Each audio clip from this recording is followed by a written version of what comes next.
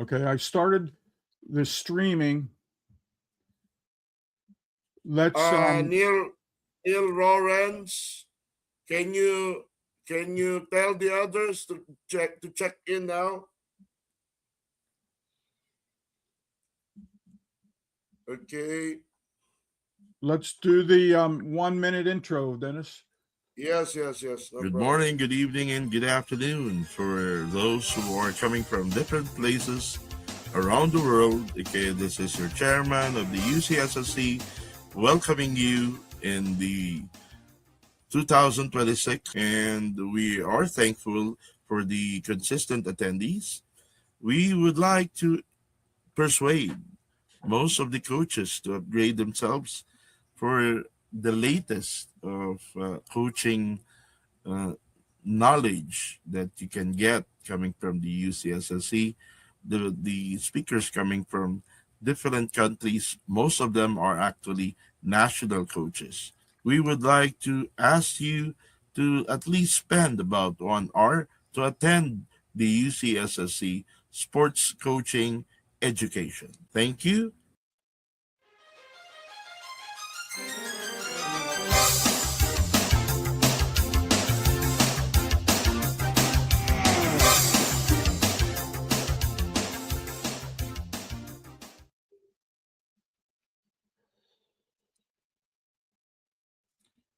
Okay, good evening, good morning, good afternoon from different places or different parts of the world.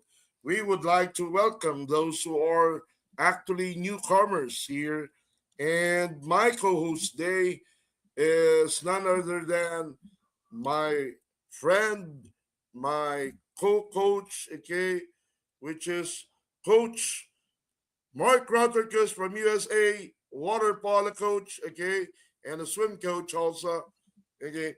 We would like to give the opportunity for those who are new on teaching aquatics, where you need to know how to teach the backstroke for the 12 months old to about 36 months old or more, okay.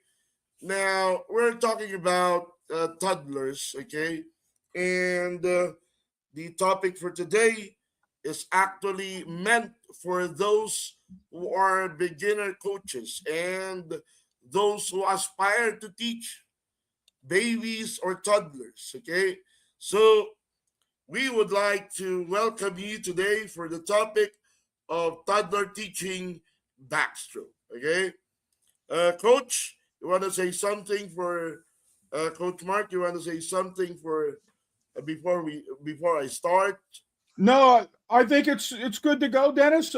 We're gonna take this video and have it available as a replay later on. So the videos and will be able to be condensed, and you'll be able to go to our WAFSU site. So go for it, Dennis. Okay. Now we would like to introduce the speaker first, okay, which is none other than your current chairman, okay, and I hope you hear me clearly coming from your end, okay. Can you hear me, Roy? Roy, can you hear me? Leo Alianza. Yes, Coach. Okay, guys, we would like to touch the topic of toddler backstroke, okay? And you're talking about toddler backstroke, you are talking about the lower ages below 4 years old, okay? Now, well, sometimes others are accepting 4 years old as or more than 4 years old as considered toddler.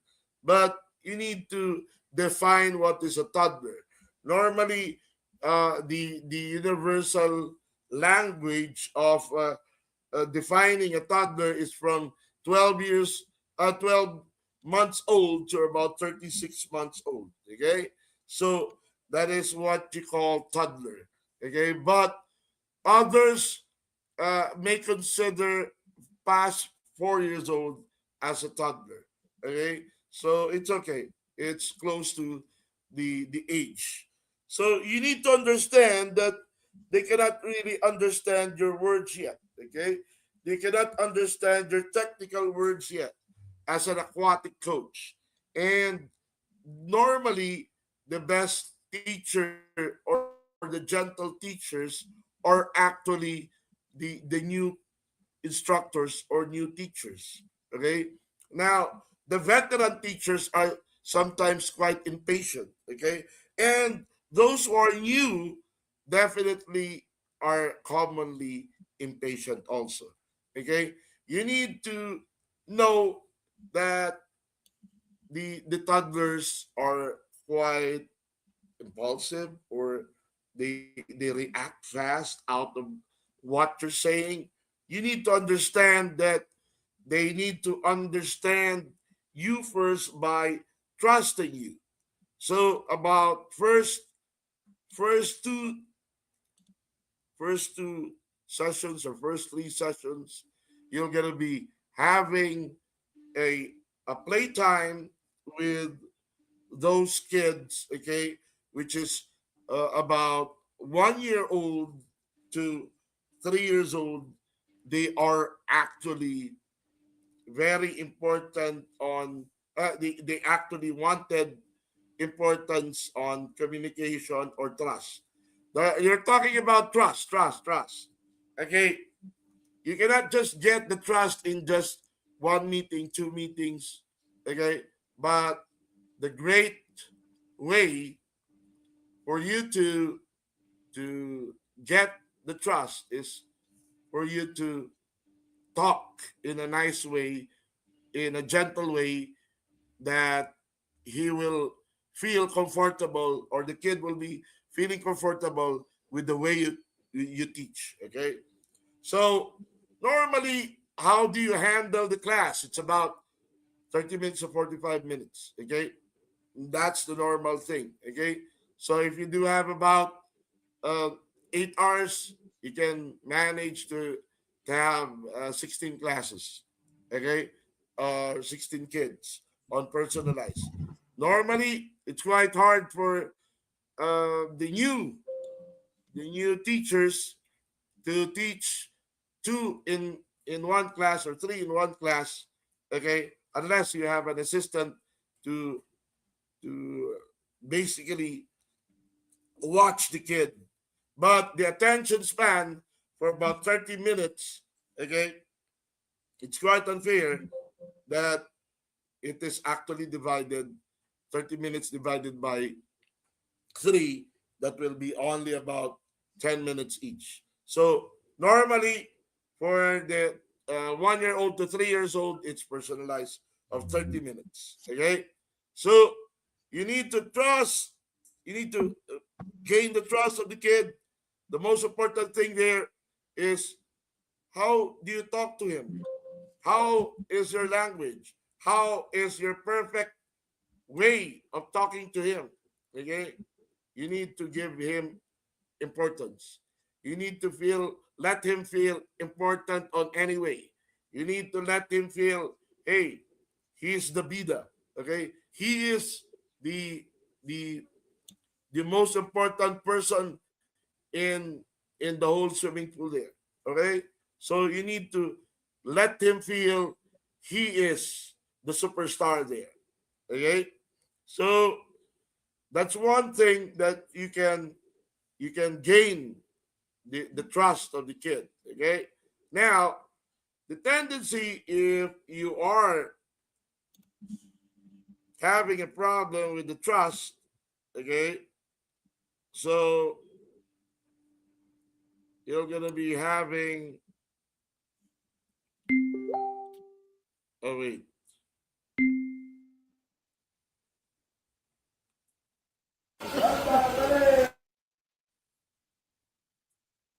oh, the picture is only the same. The other one's not there. I don't know. Okay, okay. Now, listen, guys. Yeah, you could be the greatest, you could be the best, you could be the King Kong banging on your chest, you could be. Okay, this is a backstroke where you're starting to use the arms. Okay, that's a backstroke. Okay, which is about 3 years old kids. Okay, how do you use the arms? Double back. Take note. If you're a veteran, you can have about 3 or 2. That's take note. Now I'm putting a floater at the back.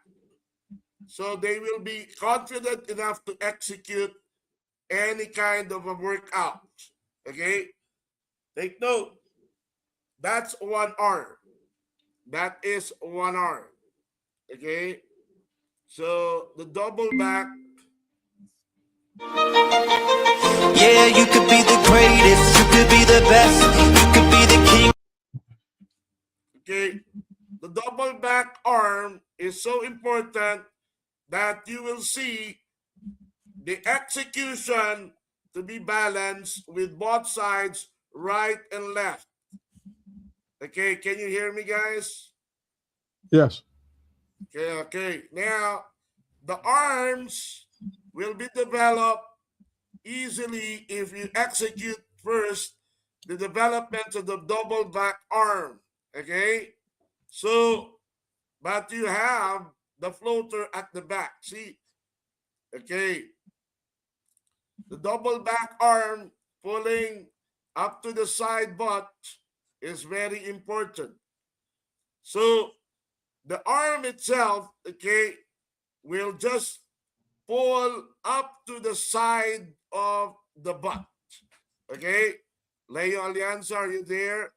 Cheska Amular, Neil, Lawrence Crystal. Okay. Now we are doing this one. Yeah, you could be the greatest, you could be the best, you could be the King Kong banging on your chest, you could beat the world, you could be. Okay. See, you need to develop the kicks. Take note. They all have the floater at the back. Okay.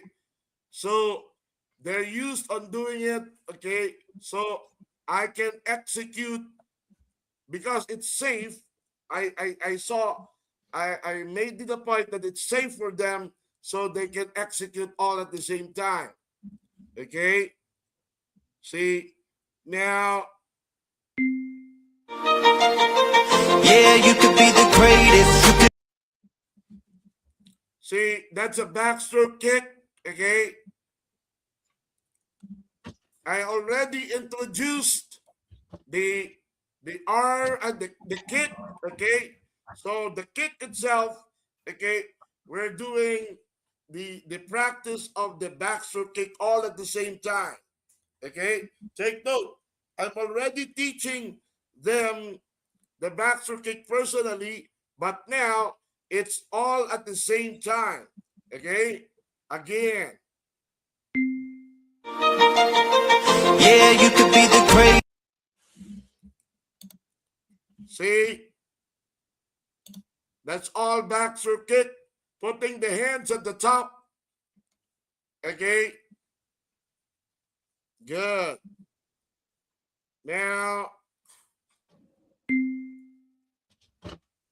this one is a 2-year-old kid doing backstroke. This one is a 2-year-old kid starting to use one arm, okay, rotation of the backstroke. Okay. Starting to use one arm rotation of the backstroke. That's a 2-year-old kid. Okay. Again, see the 2-year-old kid doing one arm rotation on the backstroke with the floater at the back. Okay. See, that's it. Good. You need to make the kid comfortable on his position, which is doing the back float, then that's it. You're having an easy way for him to execute the backstroke arm. Okay? But it's very easy for him to trust on starting a double back first. Then we do it like this. Okay? So you can expect that he is not perfect on starting, that he is actually kicking outside the water sometimes, but you need to remind the kid that he's supposed to be kicking inside the water.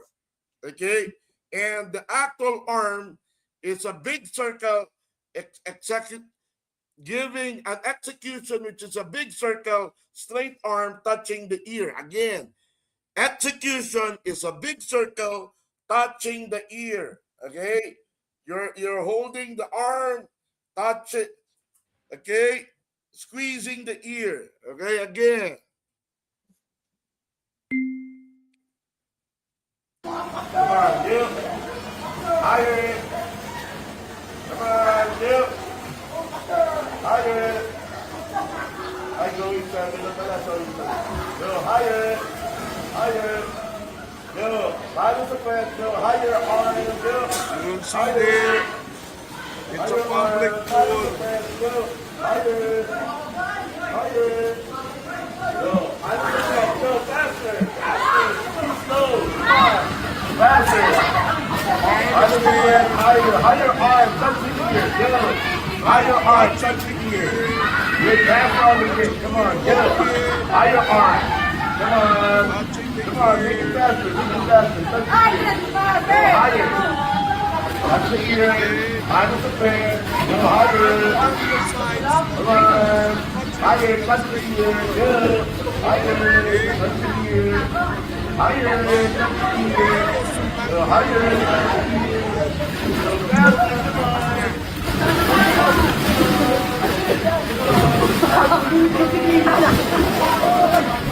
Come on.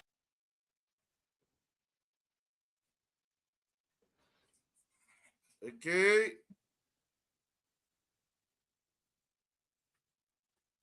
Very good. Okay. Now we're going to this one. Okay. This is a 4-year-old kid. Look at the arm. Go. Touch the ear. Touch the ear. Touch the ear. That's it. Good. You need to touch be so clear with your instruction. Perfect. Okay. It's a Chinese stall kid. Good. You need to be so clear with your instruction that the kid will definitely understand you. So look at the arm. Close your fingers. It's a straight arm. Good one. Very good. Touch the ear. Okay. Okay, cut. Okay. We'll try to repeat it again. Okay. Ready? Good. Go. Touch the ear. Touch the ear. Touch the ear. That's it. Good. Touch the ear. Good. Touch the ear. Perfect. Spank your butt. Touch the ear. Good. Big circle. Touch the ear. Spank your butt. Touch the ear. A straight swim, straight arm, going down and going up, touching the ear.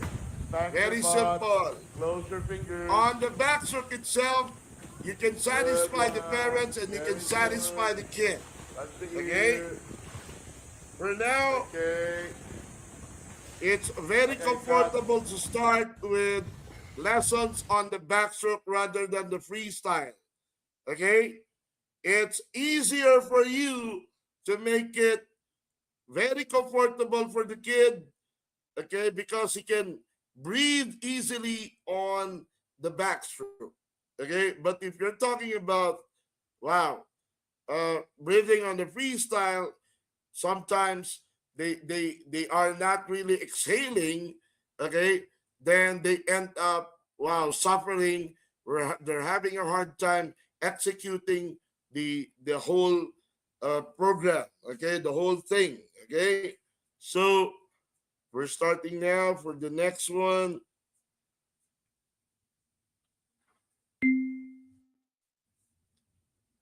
Okay, faster arm.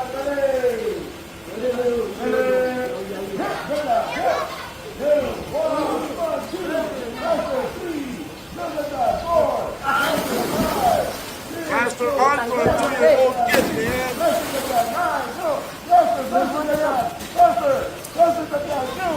Faster arm for a 2-year-old kid.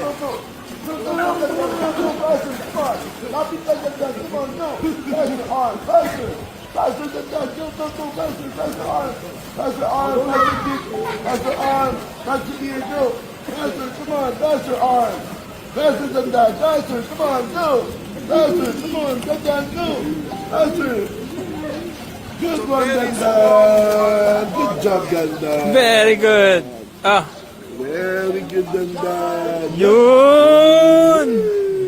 Okay, the kid is enjoying again. Take note, the kid is enjoying already. Okay, you need to understand. Faster arms again. That is a 2-year-old kid.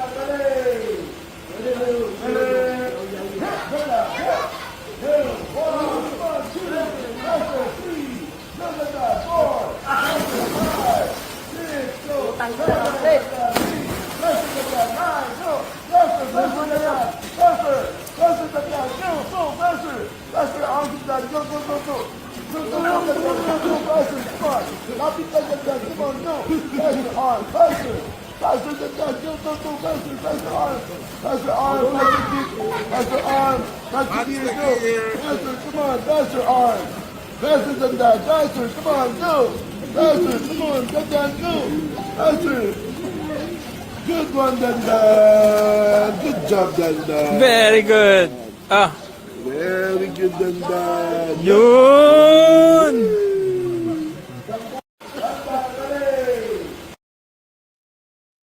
Okay, so the difference between the execution on, okay, wait. The execution of the backstroke for, take note, if you're starting below 4 years old, okay, when you execute a backstroke for a male, you have the tendency to execute about 32 seconds for the 8 years old. 32 seconds on 50 back, or 33 seconds on 50 back for the 8 years old. Okay? For a 9-year-old, okay, for a 9-year-old, definitely can reach about 9-year-old, it can reach about 31. Okay? Because the arms are already ready to spin really good. And the kicks are already ready to kick really good.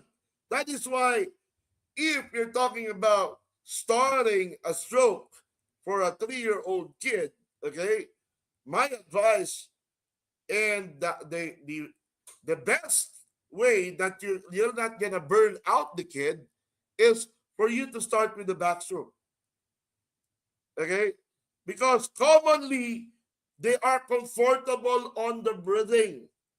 Commonly, if you start with the freestyle, if they're not good on breathing, they will say, I don't want to go swimming already. I don't want to continue swimming already.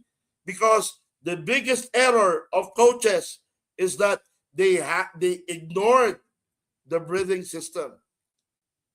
They forgot that to check that if the kid is exhaling before inhaling. So normally the other kids are doing 25 free really good, but because the kid can be patient on 16 seconds or 20 seconds below. But if you're talking about 200, 400, they're having a hard time because they are not breathing properly. Guys, these are only few coaches. Is it possible for you to open your windows? Okay, that is why I sometimes the speaker is quite disappointed if you're totally closing your windows. Okay, you know the coaches or 90% of our coaches or 95% of our speakers are actually not national coaches, and they really wanted respect. Okay, so by the way, one of the attendees for today is Bangladesh national coach. Okay, hello, Mr. Bangladesh Atikur. Okay, he is actually a national level coach in Bangladesh. Okay, you need to understand backstroke, that is actually a 3-year-old kid, 2-year-old kid, 1-year-old kid. So if we're talking about starting your strokes with the freestyle, I do not suggest. Okay? Because there are percentage of burnout because they are not well attended on the breathing system. So if you start with the backstroke, they are more comfortable on attending backstroke because they can easily breathe anytime they want. Okay? So, and on the backstroke, you can easily be perfect on creating a good stroke on the backstroke simply because of the straight arm, okay, touching the ear. Very simple. Okay? The backstroke, simply, wow. You can satisfy the parents. Hey, my backstroke, my kid is really good in backstroke. I can show you that the beauty of the arms of my kid. See? Your objective is to satisfy the parents also. And hey, the more the kid enjoys it, the more they will continue in swimming. Okay? So, make it a point that you're good on coaching, good on teaching backstroke. Okay? Now, we're going to the last video.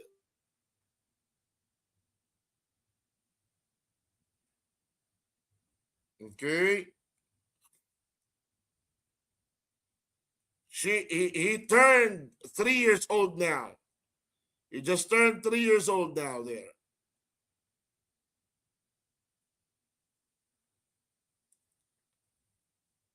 That's no more floater, guys. That's no more floater. He is not using floater anymore. Okay? So you need to understand there are stages that you can easily see, okay, if they are actually, I'm gonna be getting the attendance first, okay? Here, okay.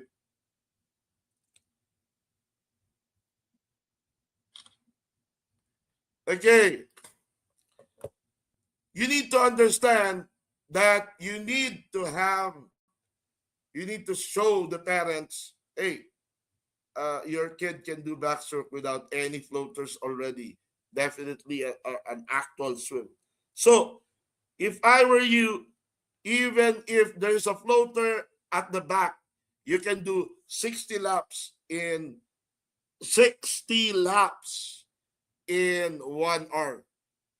So 10 meters, go. Average of 1 meter, 1 lap per 1 minute. So 60 laps in 1 hour. Okay? So if you do have about second enrollment, okay? Second enrollment, that's 10 sessions. You have 7 or 6 sessions of with the floater and start making it very small floaters and others. Okay, I'll show you a floater. Okay?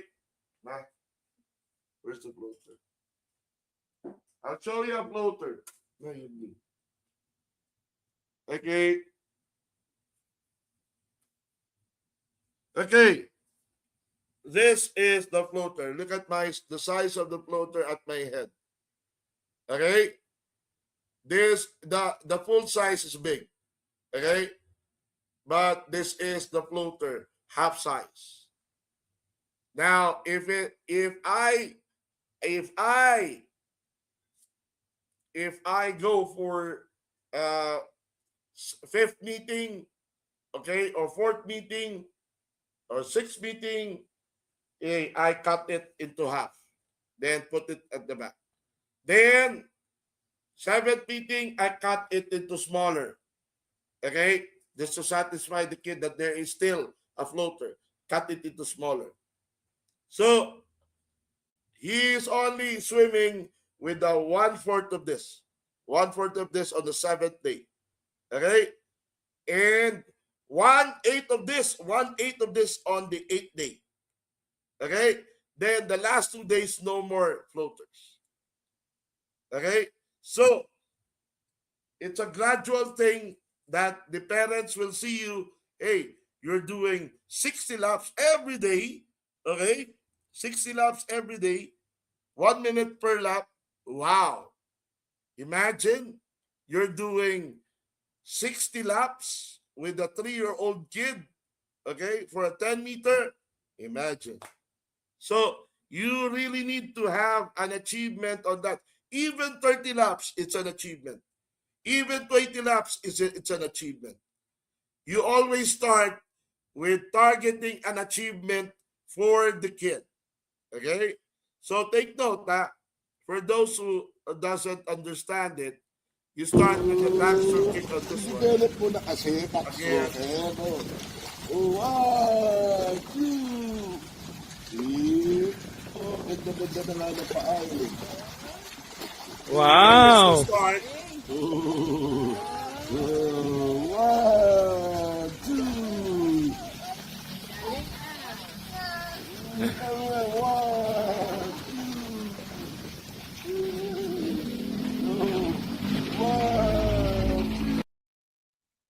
Okay, that is the start.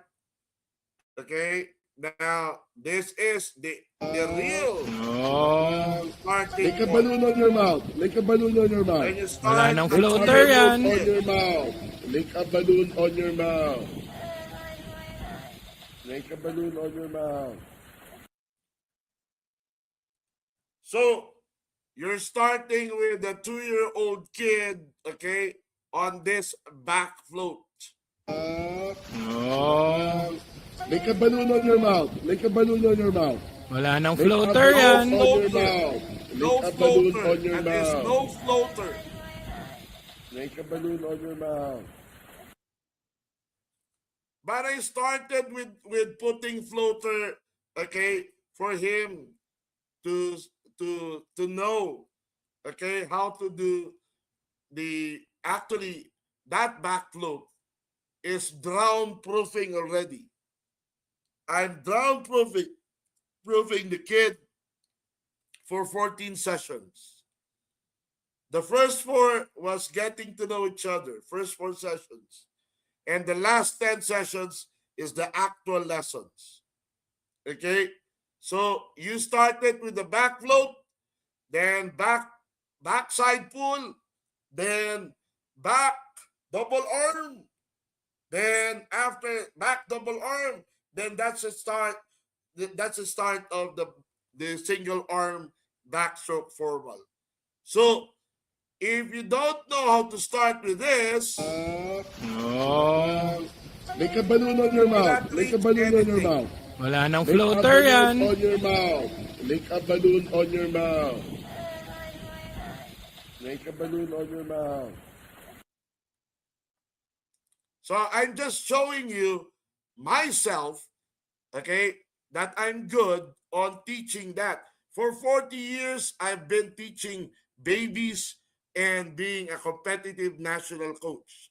Now, the greatness of being good on babies or toddlers, it only shows that the greatness of you being a really good coach on communication.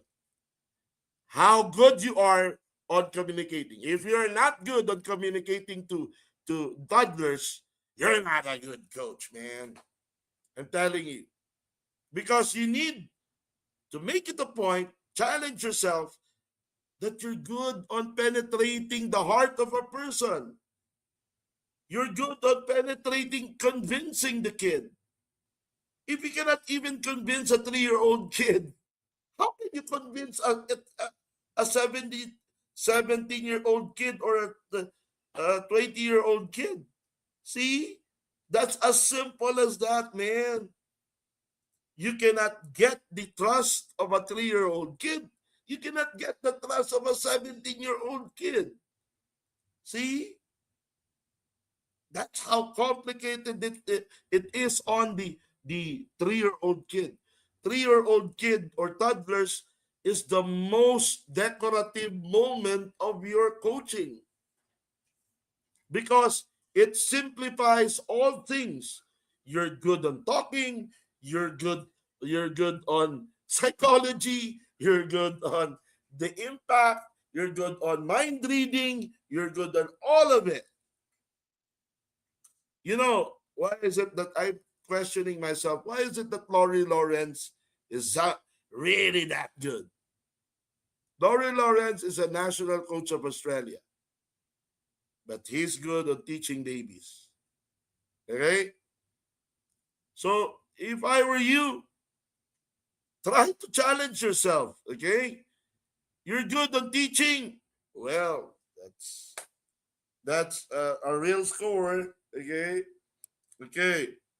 Again, we go back to this backfloat.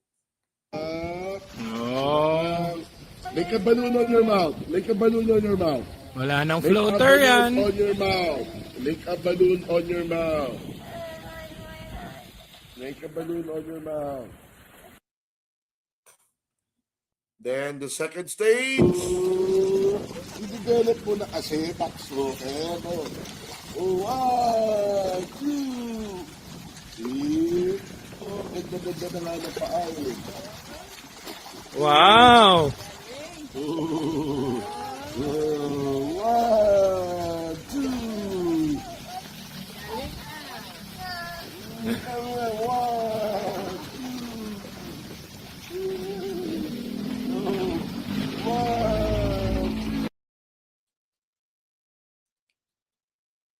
Okay, now, just to remind you that on the first day, second day, third day, you really need to get the trust of the kid. Trust. Play with him. First 3 days, first 4 days, play with him. Get the trust of the kid. Okay? It's a getting to know each other moment. Okay? So, double back arm. Yeah, you could be the greatest, you could be the best. That's a double back arm. Okay, after the back float, the double back arm should be implemented. There is a floater at the back. Okay, that's Jared. Okay, Jared, my son. Now this is Skyler, his best friend. All from Chueng. That's Amara. Okay, there you see there's a floater at the back. That's Jared. Okay, the handsome kid. Okay, good. Now we're going to this one again. Yeah, you could be the greatest, you could be the best. You could be the King Kong banging on your chest. You could That is only backstroke kick. Take note. You need to emphasize that it's very important. Okay? They are having floaters at the back. So you are secured. Okay? Then We have this one. Come on, Dip. Higher. Come on, Dip. Higher. Take note, it's a single arm. It's a single arm. Higher. Go. Higher the press. Go. Higher arm. Go. Higher. Higher arm. Higher the press. Go. Higher. It's a single arm. Go. Higher the press. Go. Faster. Faster. Too slow. Come on. Faster. Higher the press. Higher. Higher arm. Touch the ear. Go. Higher arm. Touch the ear. With faster on the kick. Come on. Go. Higher arm. Come on. Come on, make it faster, make it faster. Touch the ear. Go higher. Touch the ear. Higher the pair. Go higher. Come on. Higher, touch the ear. Go. Higher, touch the ear. Higher, touch the ear. Go higher, touch the ear. Go faster, come on.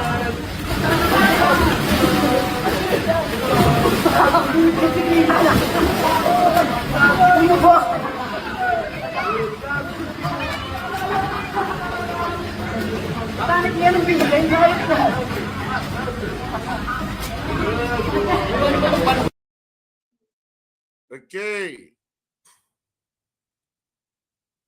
Then we're going to the fast arms. Wait.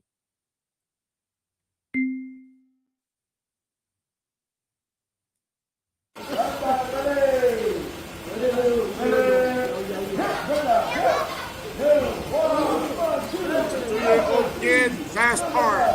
Take two.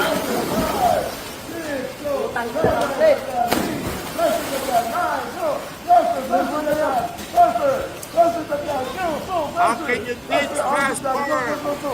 Okay, if you don't have lapping, you can't lapping so bad. Faster than that, go, faster, faster arm, faster arm, faster kick, faster arm, faster ear, go.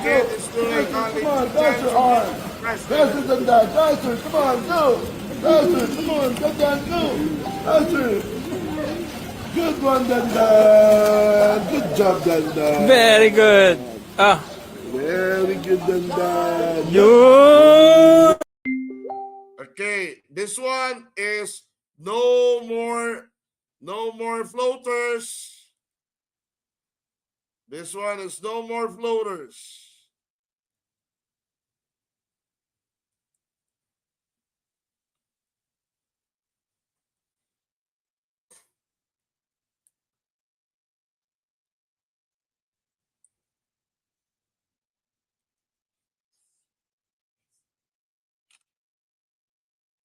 Okay, that's all for today. And I would like to know any questions. If you do have some questions. Okay. Coach, I have question. Yes. The floaters at the back, the floater at the back should it be outside, or can we put it inside their shirt if they have? Or what? Yeah. Okay. It can. The secured thing is actually inside the t-shirt, but unfortunately, okay, there are t-shirts that sometimes accidentally Loose. it releases the floater. But Yeah, the loose. there is a floater with the belt here. You notice this one? This one is Yeah. the belt. Okay. Yeah. There is a floater with a belt. Okay. The belt. Yeah. Also, you need to secure the belt if it's really safe or not. Okay. There are floaters also like this, which is very. Take note. This one there is floaters which is hard. There are floaters which is soft. Okay. Now take note. Imagine if you're good on teaching babies. One baby Yeah. or toddler you're teaching is about 7,700 to 15,000. If you have 10, that's 150,000. 10 babies in 1 month.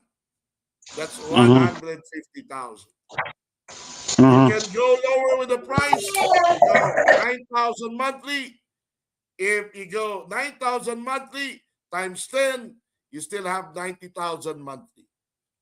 So teaching babies is a big money. Okay, teaching babies is a big money. And if you don't know yet, okay, one of the great teacher in swimming now in Philippine swimming, which is doing her own, okay, is having about 2 houses already.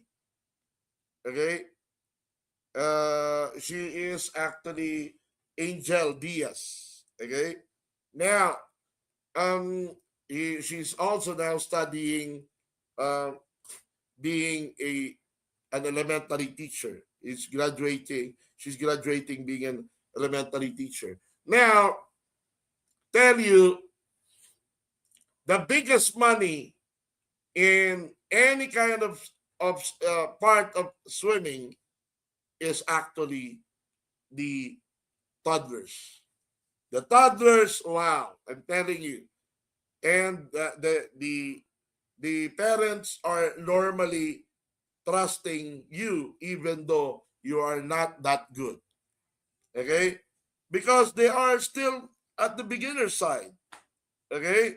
So the biggest money is actually toddlers teaching. Okay? That is where Losada and Lori Lawrence is making money also. Okay? They're good at that. Okay? Because they mastered it for a long time. Now, if you wanted to focus on that, that's a good one. Okay?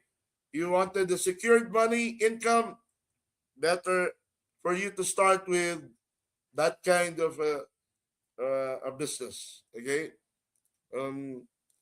Well, one of the great baby teacher here, besides Chito Rivera, the late Chito Rivera, was here Chito Rivera's assistant, which is Angel Diaz in Philippines. Angel Diaz is one of our speaker before, okay, in teaching babies also. Okay. Now, if you want to learn more, you can check out teaching babies through Lori Lawrence's website. Okay, Worldwide Swim School. Yeah. Okay. So, any more questions? Okay, we are going to the next seminar in few minutes. Okay, we're going to the next seminar in few minutes. Okay, please put your name. So Dennis, Yeah. Does it start at 8:30 or 8 p.m.? Yeah, 8:30. So we have 30 minutes. Yeah, we have 30 minutes. Okay. Yeah, if everybody put their name inside the chat, that would be helpful because we can save the chat Yeah, record. can you put your name inside the chat? Okay, please. And even if you want your email, and then we can make sure that you're going to get the notices now and then. And I have a program that I can play for 22 minutes.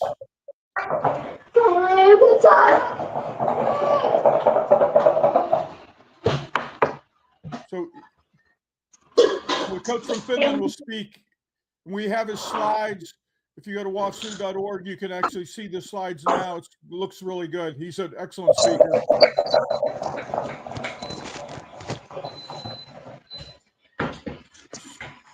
So I'll play an in-between program to keep the live stream open.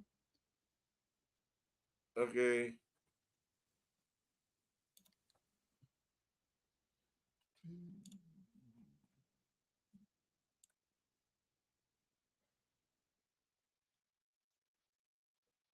Well, this isn't it.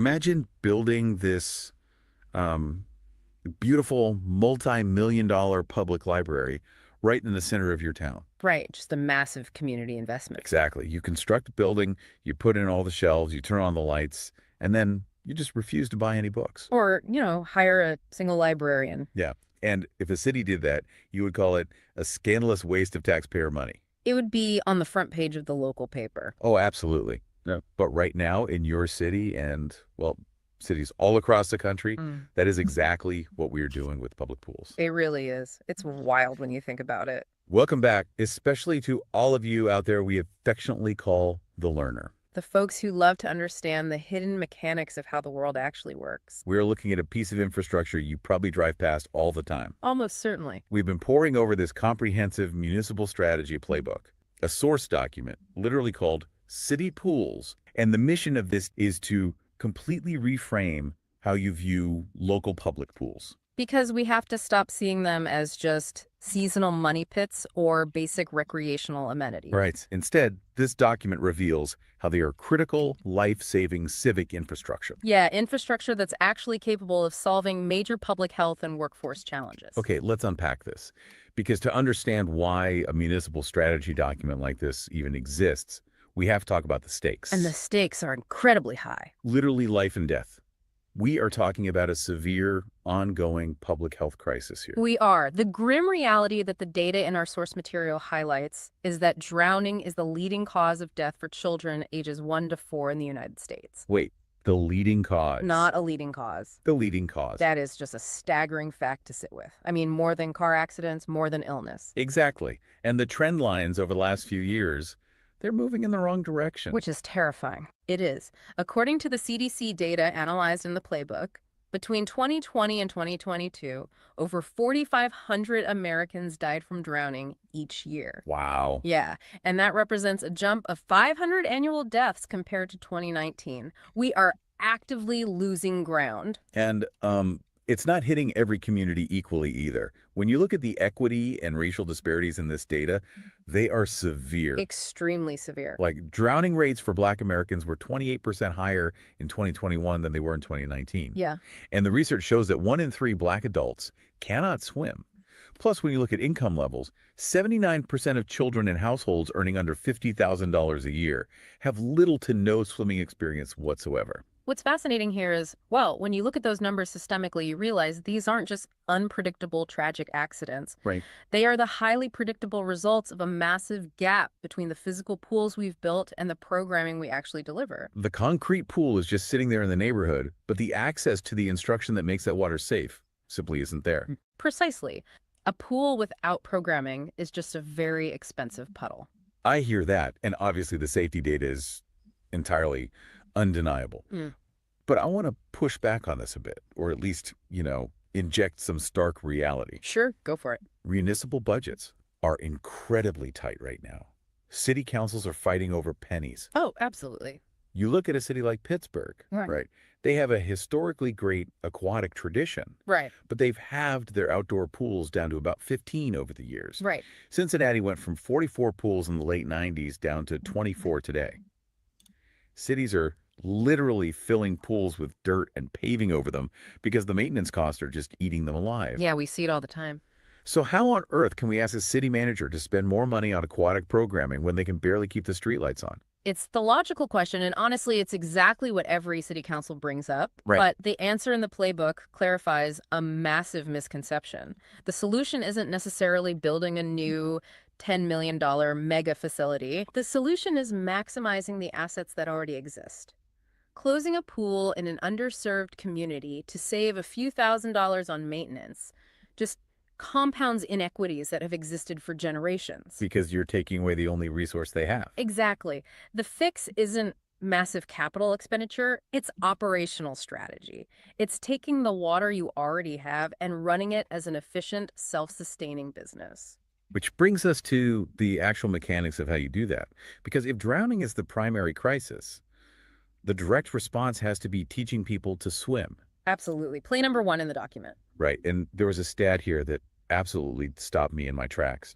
Formal swim lessons reduce the risk of drowning for 1 to 4-year-olds by 88%. 88%. Just think about that from a public health perspective for a second. That's unbelievable. A single, relatively simple intervention that reduces a leading cause of childhood death by nearly 90% is almost unheard of in modern medicine or public safety. Yeah, that single statistic alone justifies every tax dollar put into Learn to Swim programming. It really does. But here is the critical pivot that city managers need to understand. What's up? Learn to Swim isn't just a safety intervention. When structured correctly, it is the financial engine of the entire facility. Because the margins on group lessons are phenomenal. Highly efficient. I mean, think about the math here. Right. If you are charging a very reasonable $8 to $15 per participant for a group lesson, and you have one instructor teaching 6 to 8 kids. That adds up fast. It does. That single instructor can generate thousands of dollars a week for the facility with virtually zero additional overhead. The water is already there, the electricity is already paid for. Right. The playbook points to the Geneva Park District in Illinois as a prime example of this. Yes, great example. They fill 770 family enrollments per summer strictly through their Learn to Swim program. And their primary constraint on revenue growth isn't a lack of demand in the community. No, it's literally just running out of physical pool space. Yeah, exactly. But the strategy doesn't stop at just offering the class. And this is where the operational genius, the glue, really kicks in with Play 8. Right, packaging and scheduling. Because you can't just teach a kid to blow bubbles and float, hand them a cheap certificate, and say goodbye. Right. But most municipal facilities operate in terrible bureaucratic silos. A family signs up, the kid finishes level 3 swim lessons, they get their little Pipper certificate on a Friday, and then nothing. Nothing. The facility expects the parent to remember to go online 3 weeks later, navigate some clunky municipal website, and register for level 4. And what happens? They don't. Friction kills the process, and the family disappears. So what does the playbook say to do instead? It argues you have to aggressively manage that transition. When they finish level 3, the instructor hands the parent a level 4 registration flyer right there on the pool deck. And they sign up at the checkout desk on their way to the car. Exactly. So what does this all mean? It's basically the would you like fries with that model, but applied to public safety. That's a great way to put it. It removes the friction from continuing the journey. You're capturing them while the value of the lesson is literally standing right in front of them, wrapped in a towel. Precisely. You are building a continuous relationship, not just processing a one-off municipal transaction. Right. And that brings us to the most vulnerable point in that relationship. The playbook identifies a highly specific drop-off period that plagues almost every pool in the country. They call it the gap age. Yes, the gap age. Let's dig into this because the logical next question is, what happens when a kid graduates from Learn to Swim but is too young to work? Right. The mechanism of this failure is fascinating. A kid finishes all their Learn to Swim levels. They're 8, maybe 10, maybe 12 years old. They're water safe. Yeah, they can swim fine. But they are entirely too young to legally get a job as a lifeguard. And maybe they just don't have the desire or the genetics to be an intense 6 days a week competitive swimmer. Exactly. So what do? Historically, the facility offers that kid absolutely nothing, so naturally they leave. They go play soccer or they go play video games. Yeah. And when they leave, the pool doesn't just lose a casual participant. No. They lose the single most important resource they have, their future workforce. Which transitions us from keeping kids in the water to solving a national staffing crisis. Yeah. Because we are in the middle of a massive workforce crisis in this space. We really are. The 2025 Aquatic Trends Report, cited in the document, states that 41.8% of facility managers report lifeguard shortages. Nearly half the industry literally cannot open their doors fully because they can't find enough teenagers to sit in the chair. And solving that national staffing crisis starts with those 8 to 14-year-olds we just talked about. Play 2, the retention bridge. Right. If you want a 16-year-old lifeguard, you have to cultivate the 10-year-old. And the solution here relies heavily on game-based middle school programs, things like Otterball. Which is basically a chaotic, fun version of water polo. Right? Or snorkeling clinics or junior lifeguard camps. The mechanism is simple. You keep them engaged, you keep them physically in the water, and they naturally transition into your workforce. Because the cost of doing it the hard way, relying on random high schoolers applying off the street is staggering. How bad is it? Well, Place 7 focuses on staff development, and the document notes it costs the facility between $500 and $1,500 just to recruit, interview, hire, and train a single new lifeguard. That adds up so incredibly fast. It does. Retaining just 10 staff members who might otherwise have turned over saves a facility up to $15,000 annually. Wow. Yeah, and facilities that actually implement structured staff development see a massive 35% jump in return rates year over year. That's huge. And the examples in the text are great. Look at LA County's junior lifeguard program. Oh, yeah. It costs about $635 per child to run, but they view it as an investment because it explicitly builds their future lifeguard pipeline. Or look at the Tualatin Hills Parks and Recreation District in Oregon. They run an earn-to-learn program. I love the earn-to-learn concept. Let's explain how that works. Because traditional lifeguard certification costs a couple $100s up front, right? Right. It's a massive barrier to entry. Yeah, especially for a lower-income teenager who needs a summer job. They can't afford to pay $200 just for the privilege of applying for a minimum wage job. Exactly. So, Tualatin Hills flips the script and actually pays the candidates an hourly wage while they train and get certified. Which is brilliant. It removes the financial barrier entirely, which broadens your applicant pool exponentially. Here's where it gets really interesting. This is exactly like a baseball farm system. That's a perfect analogy. You don't just sit around the front office and complain that there are no pro players walking off the street ready to play in the World Series. You intentionally build a minor league system to develop them. Yes. Those 12-year-olds playing otterball on a Thursday afternoon, those are your future Tuesday morning lifeguards. You're not hoping to magically find a lifeguard in a tight labor market. You are manufacturing one. Manufacturing one is the perfect way to articulate it. You are internalizing your supply chain. Right. You're taking control of your own labor market. But, let's follow the logic here. Let's say you've executed this perfectly. Okay. You fixed the youth pipeline. You've got your lifeguards. Your Learn to Swim program is humming. But then September rolls around. The kids go to school. And what happens to that massive, incredibly expensive concrete asset at 10:00 a.m. on a Wednesday? Crickets.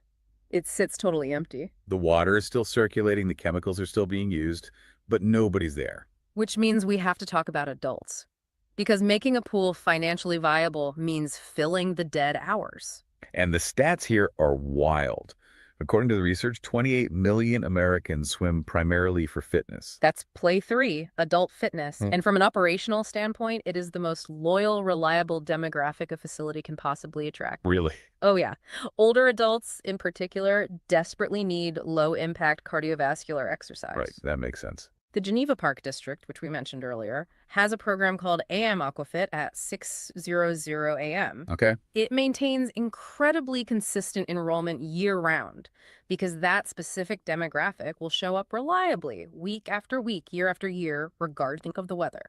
Which makes me want to ask a pointed question here about how we design our cities. Yeah. Why is adult fitness so often treated as a complete afterthought in municipal planning? It's a great question. Are we just so culturally obsessed with youth sports that we completely ignore the fact that a 65-year-old water aerobics participant is arguably a much better customer? I think we are. I mean, they will show up religiously every Tuesday for a decade, whereas a kid ages out of a youth swim team in a few years. It's a massive blind spot. We tend to view public pools entirely through the lens of nostalgia. Summer childhood memories, splashing around with friends. Sure, the classic summer movie scenes. Right. We don't view them through the lens of lifelong wellness. But the financial reality of running these facilities requires us to look at adults. And that economic argument extends to Place 6, competitive pathways, right? It does. You have to rent your lanes out. You rent to youth clubs, to high schools, and specifically to U.S. Master Swimming, which has 55,000 adult members nationally. And those groups are willing to pay a premium for guaranteed water time. They absolutely are. Renting lanes at $15 to $40 an hour guarantees base revenue. Which is great for the facility. But the mechanism goes beyond just the pool's balance sheet. It brings a massive economic multiplier to the whole town. How so? Well, the playbook cites aquatic research in Bellevue, Washington. When they hosted regional swim meets, it brought 300 to 2,500 participants and spectators into the city daily. Oh, wow. Think about the cascade effect of that. Those 2,500 people have to sleep somewhere, so they fill local hotels. Right. They have to eat, so they pack local diners and restaurants. The pool ceases to be just a place to swim. It becomes an economic engine for the local chamber of commerce. And you don't even have to host a massive Olympic-level tournament to see that kind of community impact. No, definitely not. The playbook outlines Play 4, community activation. And this is really about creating front doors for the broader community, getting non-swimmers through the door. To build political goodwill. Exactly. I love this example. Columbus, Indiana hosts an end-of-season dog swim right before they drain the pool for winter. It's such a fun idea. They charge $5 a dog, and one year they drew 144 dogs. Aw. Can you imagine the sheer chaos and the joy of 144 wet golden retrievers and Labradors in a public pool? It would be incredible. Or, on a more regular basis, hosting birthday party packages that can command $150 to $400 a pop. If we connect this to the bigger picture, that dog swim isn't just a cute photo op for the local newspaper. It is political armor. Political armor. Yeah. A facility hosting an annual dog swim that brings out 150 local families, a lucrative birthday party every Saturday, and a Masters tournament on a Sunday is incredibly hard for a city council to defund. Ah, I see. If a local politician tries to close a pool that is just an empty concrete basin, nobody notices. But if they try to close the community hub where everyone's dogs swam last weekend, they face a riot at the next town hall. That makes perfect sense. The pool ceases to be a line item expense on a spreadsheet and becomes deeply emotionally woven into the community fabric. Exactly. It generates essential political goodwill. Okay, so let's look at the board. We've optimized the schedule. We have Farm System manufacturing our lifeguards. We have dogs swimming, seniors doing aquafit, kids doing private lessons. The spreadsheet looks amazing. It does. But I'm looking at this perfectly optimized model, and it feels a bit elitist. How do you mean? Are we only serving the people who already know how to find us? The middle-class families who have the time, the transportation, and the disposable income to sign up for level 4 swimming or Masters tournaments. That's a very fair critique. What about that 79% of lower-income kids we talked about at the very beginning? They aren't going to accidentally stumble into an aquafit class. No, they're not. And that is the crucial pivot here, moving into Section 5. It's where the strategy shifts to active community outreach. Play 5. Because if you only serve the people who have the means to walk through your front doors, you will never, ever close the equity gaps we discussed at the top of the show. Exactly. The infrastructure won't save lives if the most vulnerable people never touch the water. Right. You literally have to go to them. You do. The playbook talks about moving beyond the physical walls of the facility to partner with the institutions that already have access to these kids. Like schools, foster care agencies, faith groups. Yes. There's an amazing program in New Hanover County in North Carolina called Schools in Pools, specifically targeted at second graders. I saw that. And New York City actually passed legislation requiring free swim lessons for second graders across the board. Because they finally recognized that teaching a child to survive in the water wasn't just a recreational issue, it was a fundamental public health intervention. And the logistics of those partnerships are brilliant. You partner with the public school district. Right. The school provides the captive audience of children and the bus transportation during school hours. And the aquatic facility provides the water and the certified We'll instruction. start in It's a total approximate 6 win-win. minutes. This is shifting from a storefront model where we wait for customers to walk in We'll to a start in delivery model approximate for 6 public minutes. health. You take the water safety directly to the populations who need it most. That's a great analogy. But, and it's a very big but, who is paying for this outreach?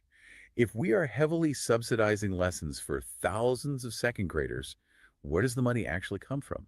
Because we already established the city manager is Is broke. it possible for The you to playbook put addresses this your, elephant in the room head on, and the your answer might place surprise where people. you are Which coming is? from? The money is out there. At the state level, you have massive initiatives like NY Swims in New York, What which committed region, what $200 million country? specifically Please, for thank pools, you. heavily targeting underserved areas. 200 million is massive. It is. But even beyond state infrastructure bills, you have federal and philanthropic money. You have the Workforce Innovation and Opportunity Act, or WIOA. Wait, WIOA is federal money for job training, right? Yeah. How does that apply to a public pool? Because, as we established earlier with the farm system, training lifeguards is workforce development. Oh, wow. You are taking untrained teenagers, giving them highly technical, certified medical and rescue training, and employing them. That qualifies for federal workforce grants. That is so smart. And you also have Community Development Block Grants, or CDBG. Let's explain that one, because I think a lot of people hear block grants and their eyes glaze over. Yeah. Basically, that's federal money handed down to local governments, specifically meant to revitalize low to moderate income neighborhoods, correct? Exactly.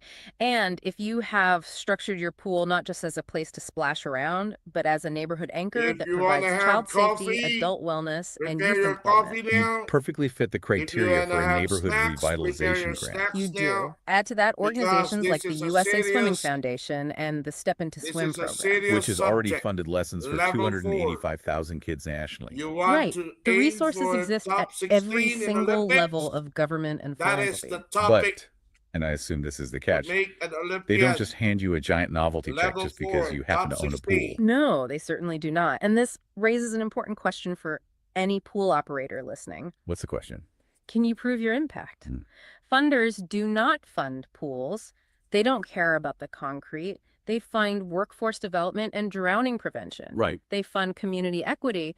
To access that money, you have to collect the hard data to tell that story. You have to track your neighborhood demographics, your lesson completion rates, your specific transition numbers from junior lifeguard to paid employee. Exactly. If you can prove with data that your facility is actually executing on all of those fronts, you become incredibly well positioned to access millions of dollars in funds that an empty, unprogrammed pool will never see. Okay, this has been an incredibly reframing of how we view our cities. It really is a paradigm shift. The next time you, the listener, drive past your local municipal pool, you shouldn't just see a place to cool off in July. No, you are looking at a highly targeted public health intervention. You're looking at a youth employment engine and a community hub.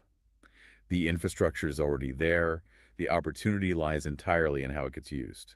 It's all about moving from passive maintenance to active programming. And I want to leave you with a final thought to mull over. Okay.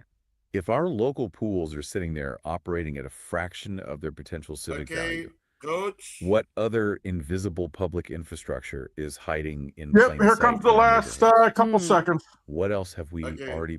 already paid for with our taxes that is just waiting for the right playbook to unlock its true power? That is a phenomenal question to end on. Thank you for exploring this with me. Yes. Thank you for joining us on this deep dive. We'll catch you on the next one.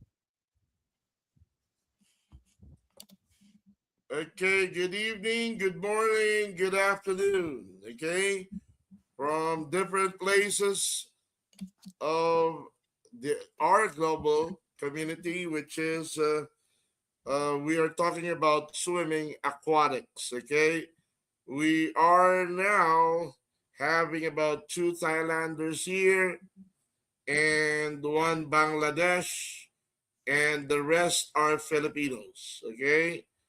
And we would like to acknowledge the presence of our executive vice president, okay, which is always here to help us, okay, Coach Mark Rodriguez. Yeah, but Dennis, next week I'm going to be on an airplane at this time, so you'll Yeah, have to got do it. it all on your Okay. own. Good to see everybody. Did we get Eetu to arrive yet?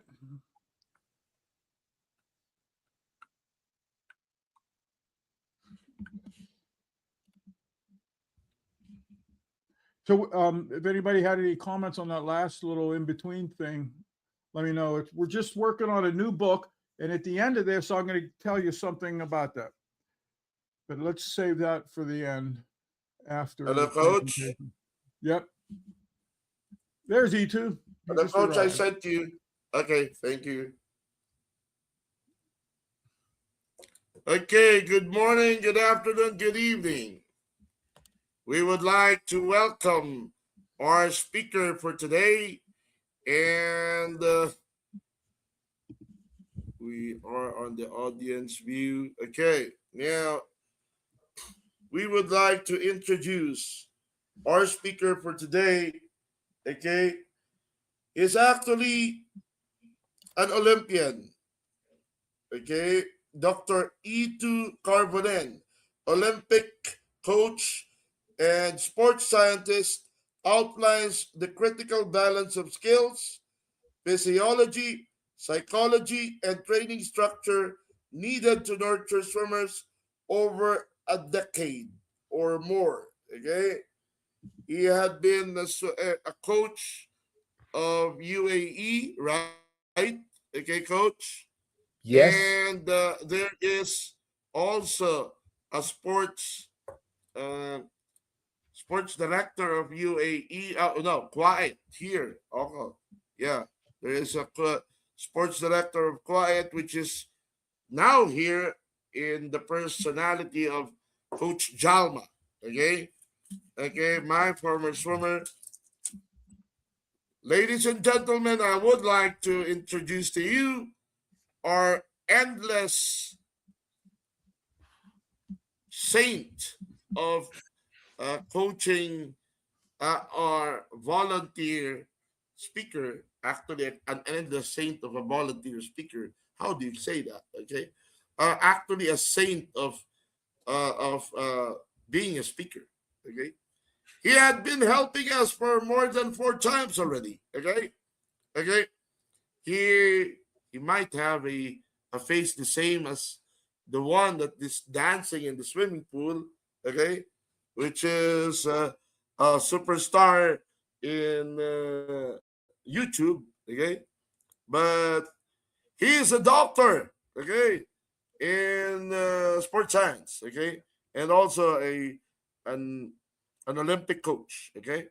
So let's not waste time. We would like to give the floor to our speaker for today for level 4, okay, none other than Dr. Eetu Karvonen. By the way, I do have my co-host here, which is Coach Mark Rodriguez of USA, a water polo coach, okay, and a swim coach. Thank you, Coach. The floor is yours. All right. I wonder where I can show my lecture. Are the notes somewhere, Mark? Yes. Do I show it So myself? on the right-hand side is a button called widgets. It looks like a Widgets. puzzle piece. Okay. And then the second folder down is, Can't do it much. There we and go. then click on the first one, and there's your slide. Excellent. All right. And then I just move forward from here. Yes. And when you're going to talk for an extended time, hide it. We want to see your face, or see others. But then when it's time to show the slide again, there we go. Oh, okay, okay. So that's down here, currently sharing and hide. So if I press Yes. that, now it hides, and then I can start talking. And then I Right, press right. it again. There we go. So maybe I'll show that because the topic of today is, again, I think I've had a similar talk earlier, but this is a bit different because Dennis told me that you guys have already took some education. So it's a little bit more technical, a little bit more broad range discussion with less simple examples on how to program and more on the principles. Again, how I personally would do the long-term development and seasonal planning in swimming, especially from kind of junior athletes until the very elites, basically Olympians. And of course, a small introduction of me. My name is Eetu, and I do have a PhD in high performance psychology. I used to be a swimmer, then I became a coach for a while in UAE as a head coach, and then I acted as the head coach of Finland for a few years. And nowadays I'm merely a club coach, but with some pretty good swimmers still. And then we can go through the objectives of today. So first of all, I want everybody who's attending to really understand, again, the principle level ideas of like understanding the long-term athletic development, kind of the pathway from a junior athlete to a senior athlete and to the very top. And based on that, we also have to understand some of the science of creating the developmental plans for any age and for any development. That does include the skills, the mental stuff, and of course the training. And really the foundational questions that we should be thinking all the time is that what kind of swimmers you want in your program. And I don't mean from the genetic side, whether we want 6-foot athletes or 5-foot athletes. I mean athletes on how they have been trained before they come to your team. So I'm the head coach of Pori Swimming Club at the moment in Pori, Finland. And of course, I educate my coaches under me who are taking care of the age groupers or learn to swim. And the framing that I use there is that, okay, what kind of swimmers do I want into my team when they are 15 or 16? Because it will be infinitely easier to mold them to whatever level they can reach. And that's the way to ensure that long-term development. And then finally, in the end, we're going to discuss also about how to peak to the biggest stage. So if you have an athlete, you've been able to carry them through the developmental pathway where they are actually an elite, and how to then really make them basically the best in the world. I can't guarantee you I have a secret sauce or some recipe for it, but at least some ideas on that. And now it's downloading. And of course, the reasoning for, now I pressed hiding and I can't see it myself. There we go. So why this long-term planning? And the very simple answer for that is that we often see and read and want to know about the exact programs, what the best athletes are doing at the moment. A good example is Cameron McAvoy, who did the world record yesterday. I am infinitely interested on what he's doing now, but the reality is that he's already put on plus 20 years of different kind of works, same kind of work, to be on this level. And the knowledge that we can gain, and not again to just Cameron McAvoy, but any Olympic athletes that we can apply from their current program, is not really useful if you're coaching 16-year-olds. When you're coaching 16-year-olds, you can look at those programs and think, okay, how can I create athletes who can train the way a Michael Phelps trained when he was 25, or Sarah Sjöström, or whoever the athlete is? Because that success will take time. And there is really no shortcuts for development, because it will take at least years, probably about 10 years to become maximally good in swimming as the athlete can be. And there's going to be very fast periods when the athlete is progressing, and there's also going to be lots of plateaus.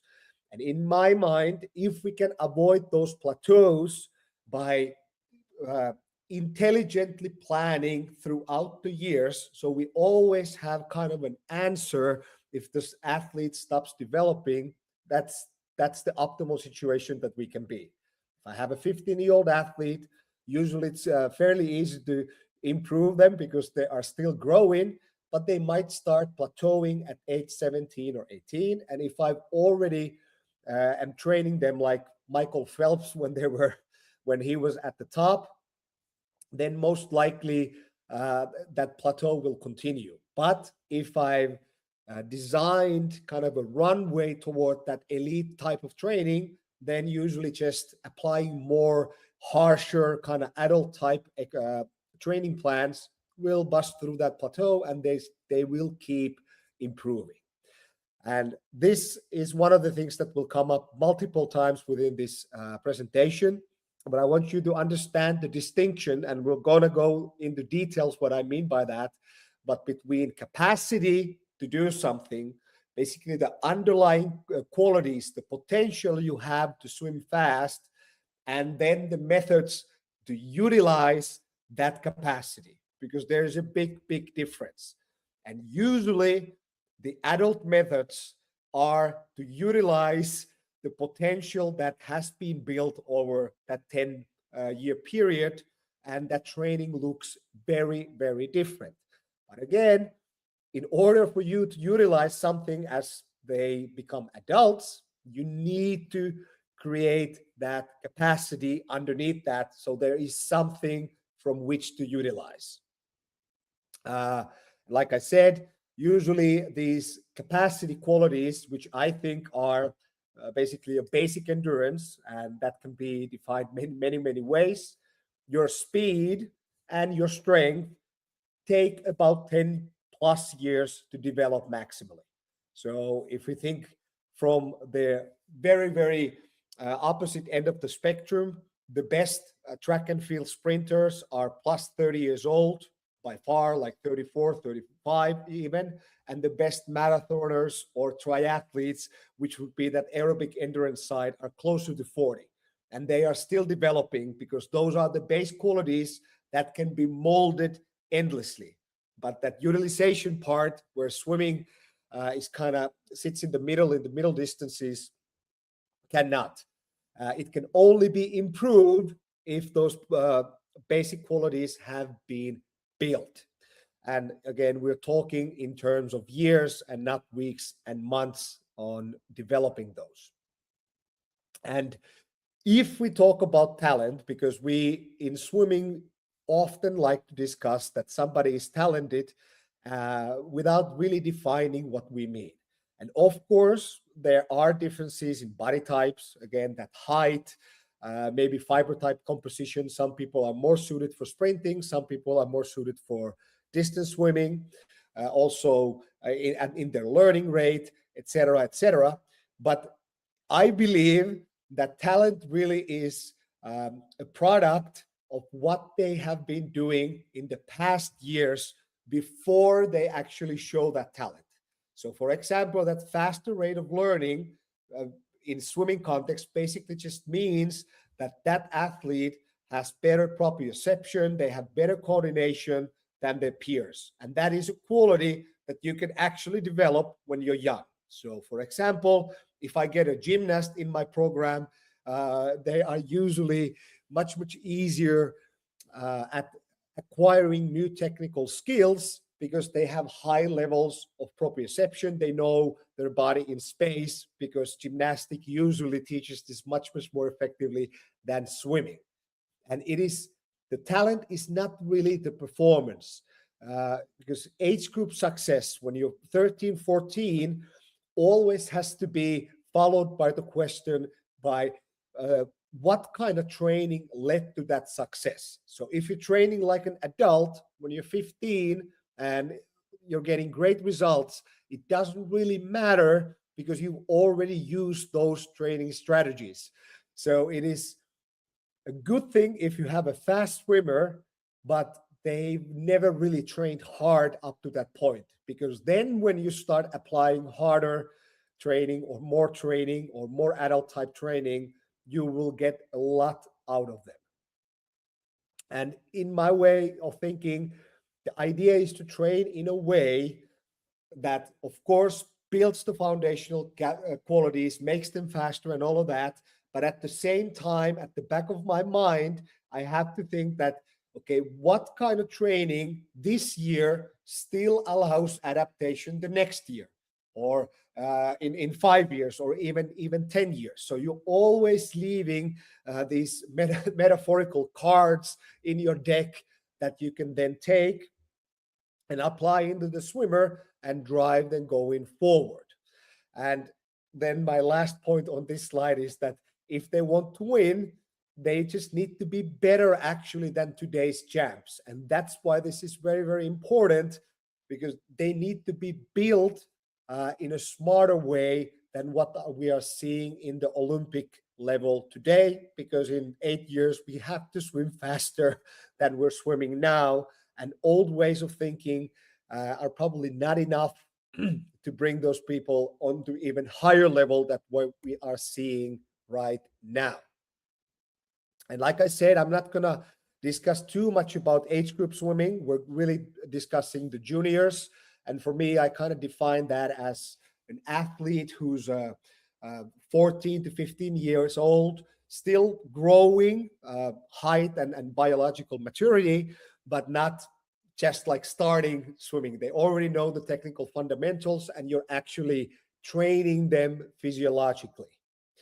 But before we go into that discussion, we have to again kind of define that what kind of athlete is best suited for this kind of practice. And I know that we are all training or coaching inside different systems, different countries. And what I'm presenting today is kind of an optimal model that probably never actually materializes even in my own coaching, because situations and environments are just so different. And if there are some weaknesses on the athlete when they come to me, then of course I have to address those, even though I really wouldn't want to. Because of course, before you can really start training physiologically, pushing up the volumes and the intensities, you have to have great technique. And the kind of opening window for learning the best skills possible is before you start a quote unquote training seriously.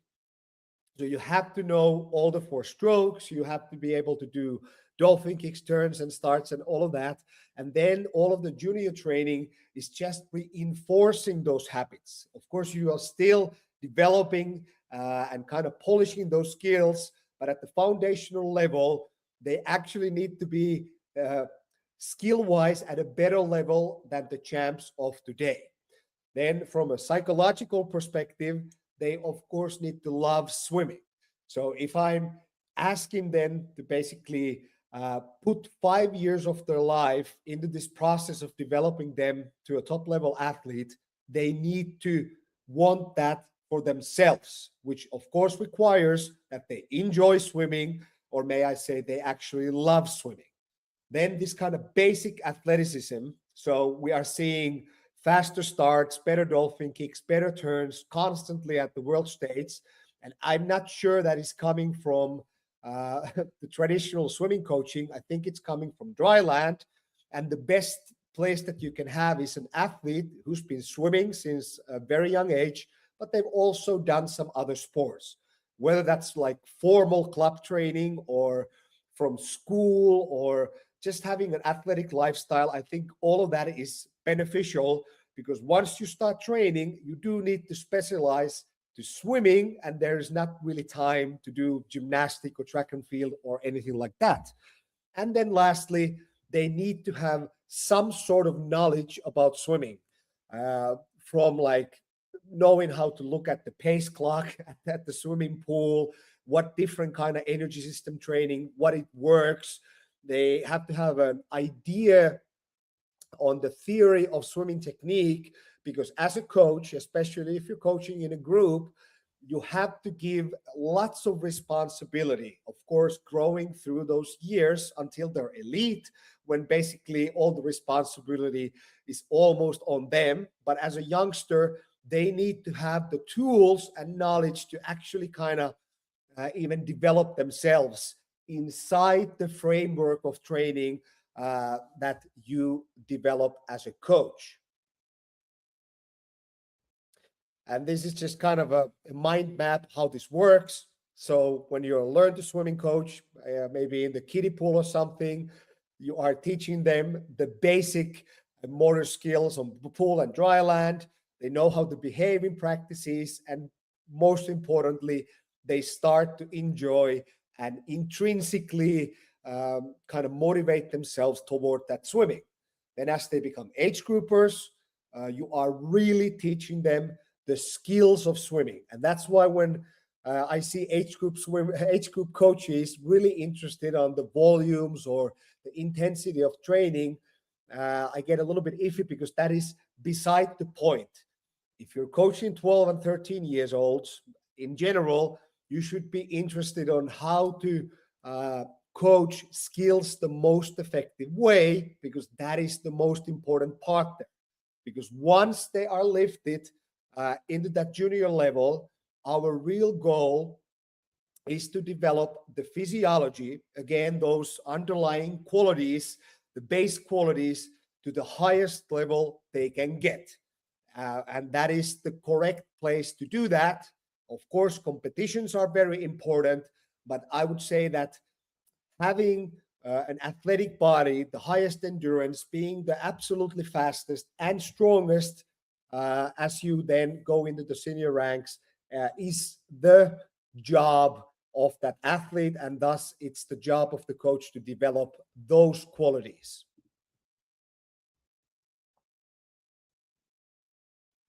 Yeah.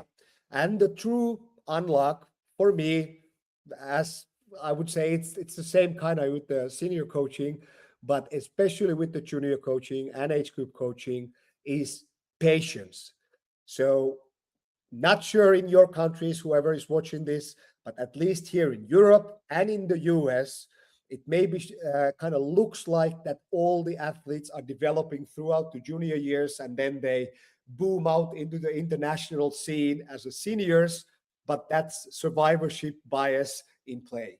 So at least in Europe and US, most athletes, most swimmers will plateau after their junior years. And in my opinion, why that is, are these three different reasons. First of all, they have already used all the training load variables that you can use. So basically, they've already done lactate work and max VO2 work and these really, really complicated periodization systems and power work and resistance work. And then as they become seniors, you no longer have any of those cards to play. The next one is that mental and physical exhaustion. So we're going to go a little bit deeper on that, but we have these two different types of fatigues. We have the fatigue that's caused like acutely by the training. So if I swim 7 kilometers today, of course, I'm going to be tired from that. But then there's also this underlying fatigue of pushing really hard mentally, striving towards better performances, maybe competing excessively, or maybe being pressurized by the coach to train harder, to train more, and all of that stuff. And if you are experiencing these symptoms already when you're 16, then most likely you will either plateau, and you're plateauing because you can no longer push yourself mentally to do the work necessary, or it's really like a physical kind of overtraining. And of course, those two things can't be really separated from each other because the mentality affects the body and your body states affects the mentality as well. And then thirdly, and I'm sounding like a broken record, but get used to it because we're going to go through this many, many times today, but it's the inefficiencies or insufficient basic qualities. So if you try to maximize your performance too early and you're not taking care, and I would say usually in swimming world, it is the speed side of things, then you won't be successful because lots of swimmers have the endurance to swim a really nice 400, but they are not fast enough to actually compete at a high level. Because to swim 342 or 341 or something like that in a 400 freestyle probably requires you to swim at least a 49 low, probably a 48 low 100 freestyle. And you need to improve that speed in a long-term plan because, of course, your goal is to improve endurance for that 400 at the same time. And very often what I see is that coaches are trying to maximize that level to get the swimmer to swim under 4 minutes as fast as possible, but they forget what is actually required to be super elite in this event. And from all of this, it follows that there has to be, and in my system, there's a massive difference on how I train the juniors and seniors. Because the question is always, okay, what is the next key in my development? And I kind of like to use this example case here because we're all swimming coaches. We want the best for our athletes. And often I get the feeling that I need to push my kids harder because I want them to win the competitions and I want them to get to the national team and all of that. But in the long term, and I've been doing this quite a while now, you kind of forget what the level of the athlete was when they were 15 if they are still swimming at 20 or 21, because it doesn't really matter. What matters is what kind of training they were doing at age 15. So right here, I have this example case. So let's say we have a male swimmer who started at age 5. When I was a competitive swimmer, I started at age 3. So it's quite usual here in Europe. And perhaps he's the most promising athlete and he's already getting scholarships and junior national team spots. But he's training 10 times a week with adults, maybe in the senior groups, extremely hard, using all the possible strategies, power training, and maybe nutritional supplements and all of that inside his training, and doing a 51.5 in 100 freestyle. And at the same time, maybe in another town, you have another athlete who's swimming considerably slower, let's say 54.5. But if you probe into that athlete's kind of pathway to that result, is that he actually only started at age 10 and is now training 5 times a week. That's a little bit low number, but this is just an example. And he's still doing other sports at the same time, maybe soccer and gymnastics or something. And most importantly, he's not taking it seriously. He's swimming because it is fun. And for me, it is obvious which one of these will swim faster at 20. The example A guy will most likely, unless he's like a genetic phenomenon, plateau at some point, because there is nothing you can add into his training program anymore to make him considerably faster. Maybe he'll swim 49.5 when he's 20, which is a great time. But this other male, once he stops the other sports, can still double the training volume that he's doing. He's going to improve tremendously at ages 17 and 18. So that's the kind of situation that I'm always looking for. They don't have to do other sports. I would probably train a little bit more, but there needs to be this idea there that, okay, I am toning down the training from the athlete, talking them about the progression that's going to happen, talking to the parents about the progression that we're going to add one practice every half a year, and this will almost guarantee the improvements.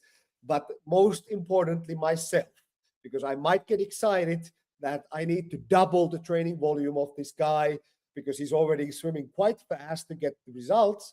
But that's not what I want. I want this even progression, both from the physiological side, but also from the mental side, because the main reason why people are motivated in swimming is, of course, improvement. If you are able to see personal bests from every competition, let's say every 3 months or every half a year, most likely the swimmers will continue. And it's almost like a common sense thing. Why would you do something for years and years and years if you're not improving despite your hard efforts? And that's, I think, the key. If you get nothing else from this discussion, then that's kind of it.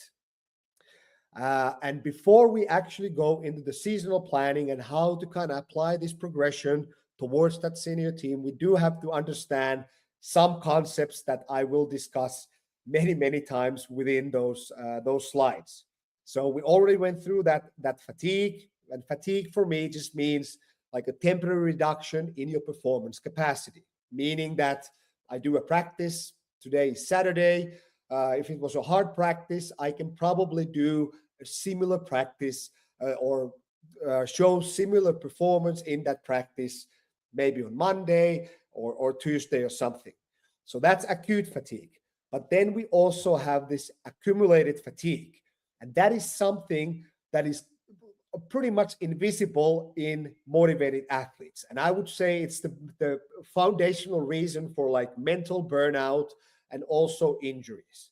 So mechanistically, for example, your joints and your connective tissue, they don't really feel the damage, what is happening. And even if you get micro tears, in the lack of a better word, in your shoulder joint or your knee joint for breaststroke, you won't feel it until it's too late. And that's why you need to keep the accumulated fatigue in check from injury management perspective. So a 14-year-old can train a lot. They can train like an adult until maybe they get injured. And similar kind of analogy can be used for the mental burnout or Well, yeah, mental burnout, I think, is a good word to describe this. But you can push a 14, 15, 16-year-olds very, very hard, but the time to push it hard and put everything on the line and really pressurize the situation is actually when they are adults and their psychology is already developed to a level to actually take that. Because sooner or later, if they are constantly fatigued, they're not getting enough sleep, they're not getting the possibility of being normal kids, it's going to show up at some point. And that's what I mean by this accumulated fatigue. And I'm sure as swimming coaches, we see this all the time. Like for whatever, no reason, an athlete gets a shoulder injury and it looks like it's an acute thing that happens. It's one practice, but really under the hood, those changes that then cause the injury have been happening for months and months and months, perhaps for years. And same thing for like a loss of motivation. It might be 1 week when the otherwise very motivated athlete all of a sudden loses motivation and stops coming to practice in a very extreme case. But again, this is the end result of years and years of too hard training for their mentality before they were actually ready for it. Okay, recovery, for me, it just means that the performance level returns to the baseline after you did a certain training session. So if I'm swimming 425s into 11 seconds, this is a speed session today. When's the next time I can express the same performance level? That's when I'm recovered. Of course, in training, we don't merely want to be recovered. We want adaptation. So that's the recovery plus some time until we can actually exhibit better performance. I already went through the capacity, meaning swimmers' potential to produce performance, meaning that it doesn't show up in the competition next week, but you have built the underlying foundation that when you then utilize the potential, they can express the available capacity in an actual racing performance. And then last on this slide, the training load. And that's again kind of related to that fatigue. And that's the total, both physiological and the psychological demand you're placing on the swimmer. And we probably at least should know that the more training load you can put into an organism, an athlete, a swimmer, the faster they will improve, but only if they can recover and thus they can adapt into it. So it would be very simple if we just could put all the necessary or all the training in the world into these kids and they would just absorb everything and recover and adapt. Then this process would be very, very fast. But what you're actually doing is slowly increasing their capacity to tolerate the training load that is then needed when they are older, and thus you're creating this capacity. And then we also have to understand a few other things from like exercise science side of things. So per session stimulus. So this just basically means that whatever training you're doing, there's going to be diminishing returns on that modality. So if I'm going to do a 1 hour endurance session and I'm relatively fit individual, it might be that most of that improvement can actually be gained through 1 hour session. And doing anything more will only give me these marginal gains. And thus, in my programming, I first want to increase the frequency of those basically first hours of training, those first few repetitions of every training session to the level that I think I need, which in my mind is like 10 swimming sessions per week. And only then I start to expand those training sessions. Hopefully everybody understands this. I think a good gym analogy is a great one.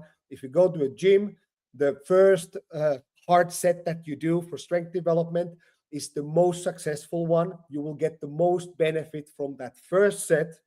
Then, of course, if you want even more improvement, more stimulus, you'll do the second set, but you are not getting as much development from that.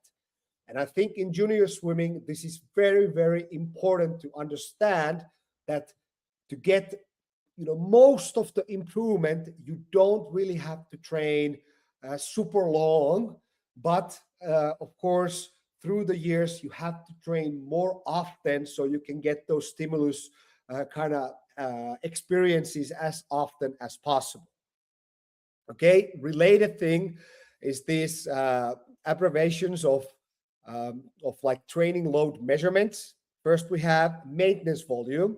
So we know that to maintain a certain physical quality, let's take endurance, we need way less training to hold that to a constant level. So to improve my training, to improve my endurance, I might need 6 or 7 sessions to get to a new level. But after I am in that level, I can probably just do a third of that training to maintain that quality at the same level. And this is also the distinction between juniors and seniors. Juniors should probably try to improve everything almost all the time because they're still building. But once that quality, and it's very hard to say where that point is, and it's of course dependable whether it's a sprinter or distance swimmer or whatever, but once they are on a level where you don't think that they need more endurance, let's say for 100 race, then there's no need to develop that anymore. You can actually bring the volume down to about a third or even less and maintain that level indefinitely. Then we have minimal effective volume, meaning the minimal amount of training that you need to see improvement. And this is, of course, going upwards throughout your career. So if I'm a ranked beginner, I do 1 hour of practice, my endurance will probably improve. Actually, probably all my physical qualities will improve. If I'm an Olympian who's been training for 15 years, you need lots of training to see any kind of improvement. Well, on top of that, we of course have like maximal adaptive volume. And that's pretty much what we are trying to find when we are planning our training programs. So what is the optimal amount of volume, of intensity, all of that stuff that gives the best possible results? And that, of course, is a moving target. So the next principle here, overload principle, kind of implies that to keep improving, you either, depending on the quality, need to do more or you need to do it harder. So in general, for endurance training, you need to do more of the same type of training to still get benefits from it. For speed, it's a little bit different. You basically just need to continuously swim faster. And it's not really a physiological thing that makes that happen. It's a combination of your motivation, your skills, and your ability to express that movement velocity within your skills. So that needs to improve continuously to push the performance level higher. Then we have maximal recoverable volume. And this is something, of course, that we want to avoid, because if you push through that, it actually means that you get worse. And I've seen this happen many, many times. So if we think in terms of like easy examples, it might be that you need 25 kilometers per week of swimming to improve your endurance. That's the minimal level. But once you hit that minimal level and you start improving, to maintain that same level, you might only need 10 kilometers and you will keep that endurance level for years and years and years, just doing that amount. Now, 25 kilometers might give you that minimum level of improvement, but 40 kilometers might give you the maximal one. But once you start hitting 50 kilometers, then you start basically overtraining and actually your endurance will get worse.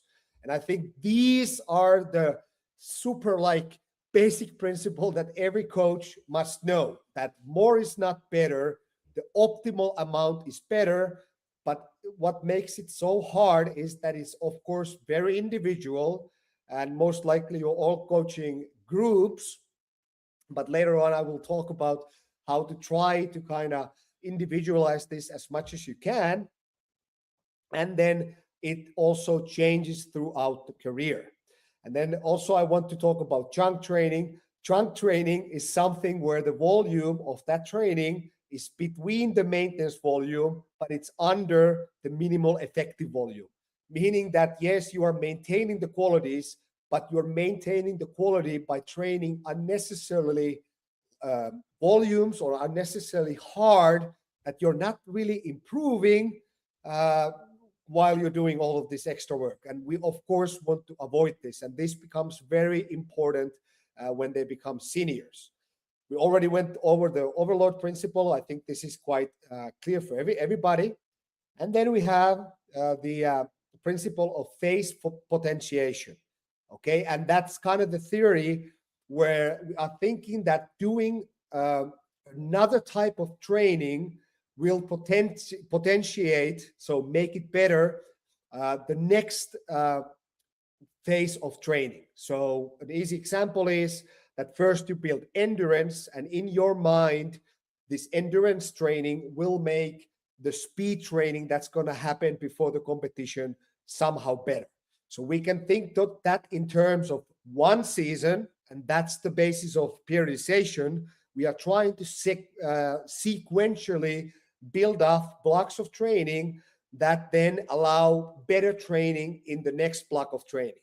I don't really think it happens within a year, but for the transition from the juniors to seniors, I think this is exactly what is happening.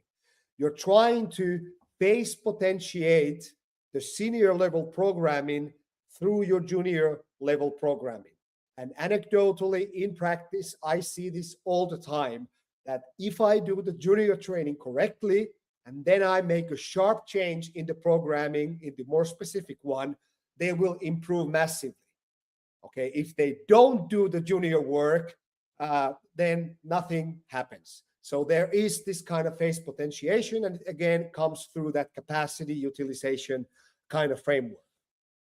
Then SRA curve, which just means stimulus recovery adaptation curve, meaning that there is a time course from when you are training that you have to give the body to first recover.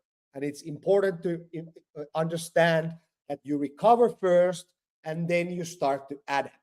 And if you put down hard training too early within that curve, meaning that you do a hard session on Monday and you're not fully recovered and adapted by Wednesday, and now you do a similar session again, you will not improve, even though you might be doing more. Because again, there's an optimal amount of that, and that is what defines what the optimal amount is. And also that's the basis of individualization. You have to see that the swimmers are actually getting better. And then lastly, I'm going to talk about specificity. Coach, and I have a question. Please. Coach, for the great swimmers, normally, they have clubs and they have schools. Now, some of them are prioritizing the training in clubs. Some of them are prioritizing training in schools. Some of them are training morning in the clubs. Some of them are training afternoon in schools. It's like that. Yeah. Now, that's a common problem with the superstars. Or some of them are training in schools and some of them are training in the national team. It's like that. Okay, now the problem is they have contracts in schools. Yeah. Okay, they have contracts in schools that they will be representing and training in school. That that that builds up the confidence of the others that they are the core of the team, so they need to be there. Okay, So the problem is that the the coach doesn't have the agreement or the mutual understanding what is the training on the other side and what is the training on the other side. So please comment on that because that is ongoing for many countries. Yeah, I don't have much experience on that because I've only coached college in the US or been an assistant coach in the college. And of course, there the athletes are only training in the university. And we don't have a similar system here in Finland. So we don't have school swimming or if you are part of the national team, that basically means only like camps where you're training under the national head coach. And usually we have very good relationships, so we know what the athletes are actually doing there, and we can kind of plan out the training. But I do recognize this from the American club system, where they have a high school season, and then the best athletes, of course, are both training in the clubs, and then some of the high school coaches are also demanding that these star athletes have to be present in the high school practices as well. Of course, Mark could probably comment much more on this, but I think this is a massive, massive problem because there has to be one person, the coach, the head coach, who kind of have all of the strings in their hand, where they know the path that the athlete is on. And in the short term, of course, the athlete will probably improve faster because they're just training more, because they're getting more load applied to them. But that is, again, a very short term strategy. So, how I would comment here is, of course, that those coaches need to communicate to each other.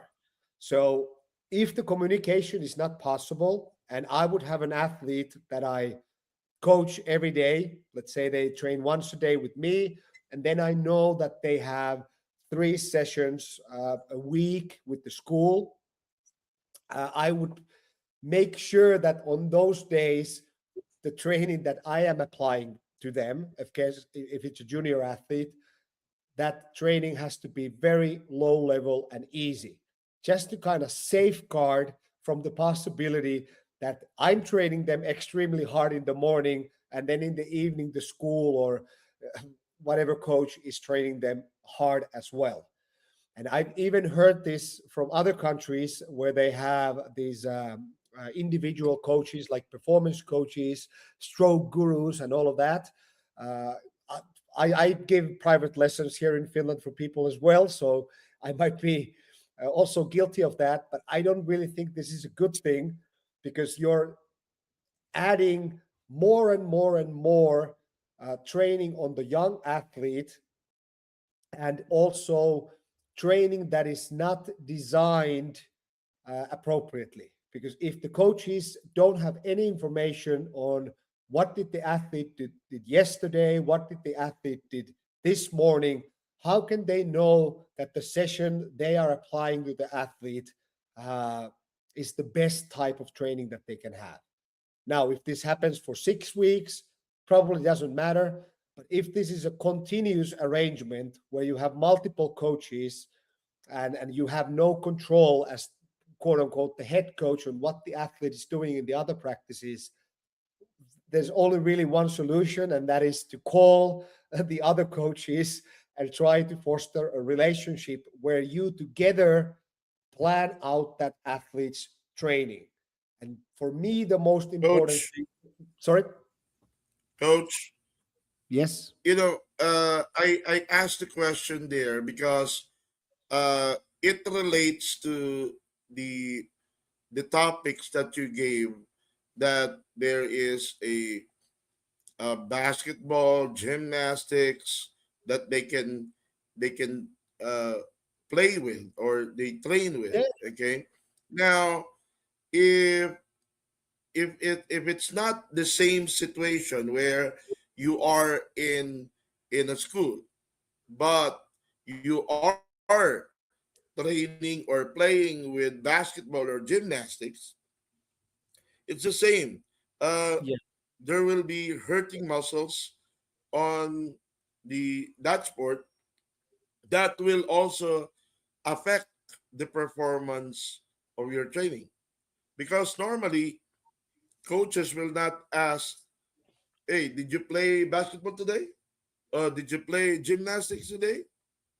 That is the point that uh, i am Okay. I am pointing at, that it's basically the same as the school versus the club. Yeah. Now I understand. So you're asking if the athlete is doing multiple sports, and Yes. my answer is almost the same, and it of course depends on the age of the athlete and how many times they are training per week. And I have a very good example here. Right now, I do coach a girl swimmer who's already 15 years old, and she's doing both swimming and basketball of all sports at a very, very high level, like national level in both of those sports. And really, what I'm doing is to cultivate a relationship with her where, again, she is free to tell me that, okay, basketball practice, which she's doing like back to back, she might have a basketball session, from 4 o'clock to 5 o'clock, and then 5 o'clock to 7 o'clock, a swimming session. And if she tells me, and I kind of have to trust, and I understand it's sometimes hard to trust teenagers, that if she's telling me that I'm completely hammered, I'm tired from the basketball, then I don't see a reason to push during the swimming practice, even if it's part of my plan, because she's already under load. And in a way, especially if we are talking about young athletes, when they're 12, 13, 14, even that 15, I think this is starting to push it. Having another sport, another discipline, it's of course, from the load perspective, it might be negative, but from the athleticism and coordination and all of this, I think it's positive. So, as a swimming coach, you do want to see it as a good thing. So, for example, for this girl who's doing swimming and basketball, she's doing less dry land within my program because she doesn't need it, and there's no reason to do 90 minutes of jumping in a basketball game and then come to my practice and do more jumping on dry land because she's already done it. And I know this is extremely hard if you have a big team of 20 athletes, and if half of them are in this situation, I don't really have a good answer here. But I definitely wouldn't be jealous about the athletes doing other sports. Of course, at some point, you need to be honest when they're 16, 17 years old that, okay, if you want to be the best in the world, even the best in the country in swimming, you probably need to tone down with the other sport or stop that sport. But when you do that, you also risk the fact that the sport that they choose is not swimming. So I'm rambling here, but in Finland, of course, the main sport of the country is ice hockey.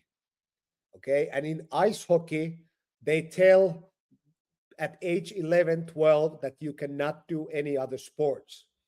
And this is the worst situation that you can have because, again, you are pressuring the kid to make an adult decision at that age that, okay, you have to know what is your sport at age 12. And they are not able to do that. Maybe some kids are, but generally, you don't know what they will be at age 16. Hopefully, many of you will understand this. And this is where the psychology comes into play. Because, first of all, you have to make sure that the talented swimmers that you have, and I would say all the swimmers, because it's nice to have actual adult swimmers, because that's when they really show what they can do in the sport. You have to make sure that they continue in swimming. And the more you pressurize them to make the decision between 2 sports or 3 sports, the more probable it is that they will not choose swimming. Did I answer at all your question, Dennis? Because it's a hard question. Yep. Yeah. No problem. Yeah. But again, for It's me, it's just that it yeah, is and just that loading really high relates to if you have actually a conflict between the club and the club team and the school team. If you're talking about the mileage, that represents 20% or 30% on the other side, and 50 to 70% on the other side yeah, on the mileage. Yeah. yeah, this will, of course, it's not an optimal situation. And in that point, I think all the stuff that I've talked so far is good to keep in mind that you are Yeah. not you are not in a hurry. If it's a 13 or 14-year-old athlete, I would always go through the safe side. And this goes back to the per-session stimulus. It's like if you're training whatever sport 5 hours a day when you're 13 or 14, I think this is too much. Like then something needs to give. And if it's swimming, if the basketball or ice hockey or gymnastic or whatever the other sport is not giving out that, every practice needs to be 3 hours, then you are really, really risking the long-term development, and you're risking the long-term development in the form of injury, because we all understand that unless you have created the necessary work capacity through years and years of training, you can't just do 5 hours of sports per day or 6 hours of sports.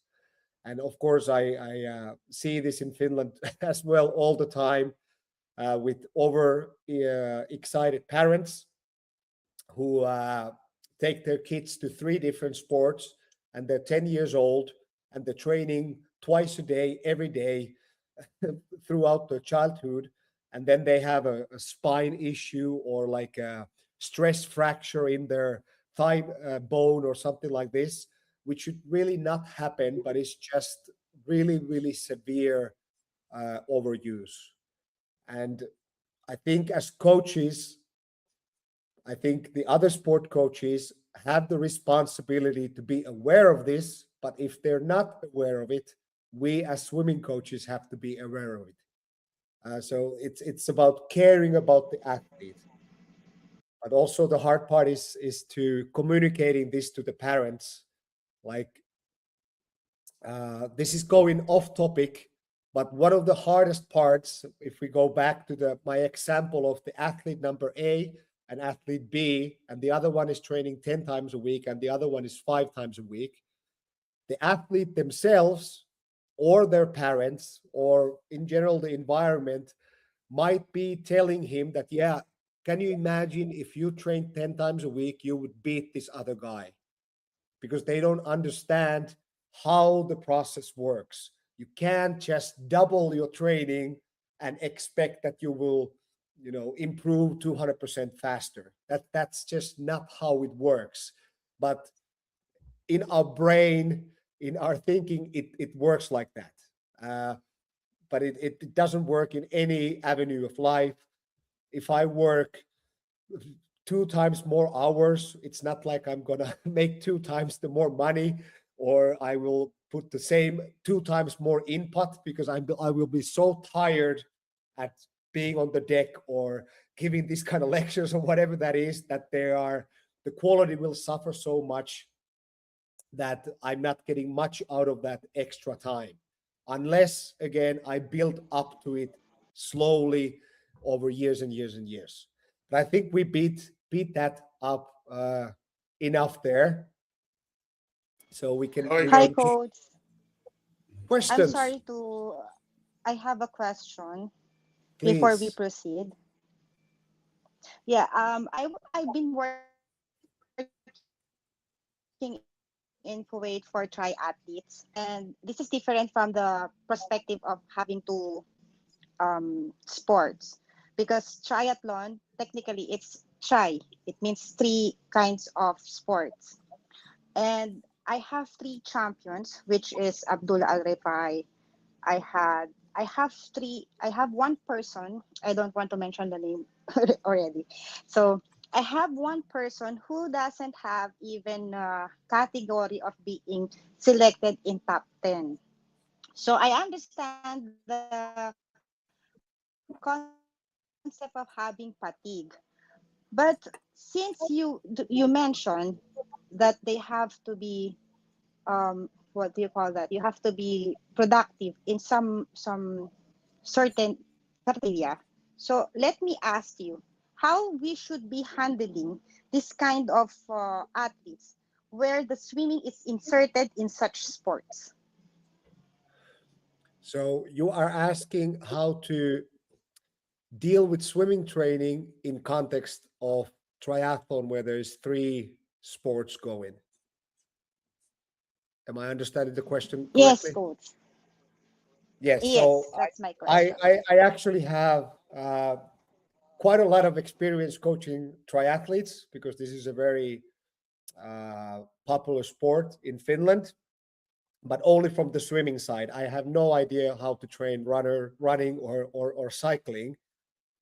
But my first instinct is that if the athlete, and this is going to be a very broad answer, like always my answers, but if the triathlete is coming from swimming background, then of course the swimming is probably on a level where they only need to maintain their ability or really, really slowly develop that. And that would be again that minimal effective volume because they need to really push the running and the cycling. Now, if they're not coming from swimming, maybe they're coming from running, which is very usual, or they're coming from cycling, then the swimming is most likely their weakest link out of those three sports. But since they are beginners, it doesn't matter what age they are. And this goes back to whatever athletes you get, you need to look at this whole career development. And the first thing there is that they need to learn how to swim. And this kind of technical practice, skill practice is not really demanding or fatiguing. And at the same time, if they've never swam before, they don't need that much volume to improve their endurance level. And also, they are getting plenty of like central endurance training for their heart, for their mitochondria, and stuff like that, which is transferable between sports from the running and cycling. So, in almost every case, I think triathletes they are training the swimming way too hard because again, you cannot simply think those three different sports as like in a vacuum. You have to treat it as a one sport. And if you're training more than let's say 10 times a week, you will find that at some point you will you will overtrain. Again, if you are the best triathlete in the world, yes, you can probably train 20 times a week, but it takes time to get there. So there's like three answers to this. If they have a swimming background and they already know how to swim, you can just put them on the maintenance volume, whatever that is. Maybe they got to that level by swimming 20 kilometers or 25 kilometers per week.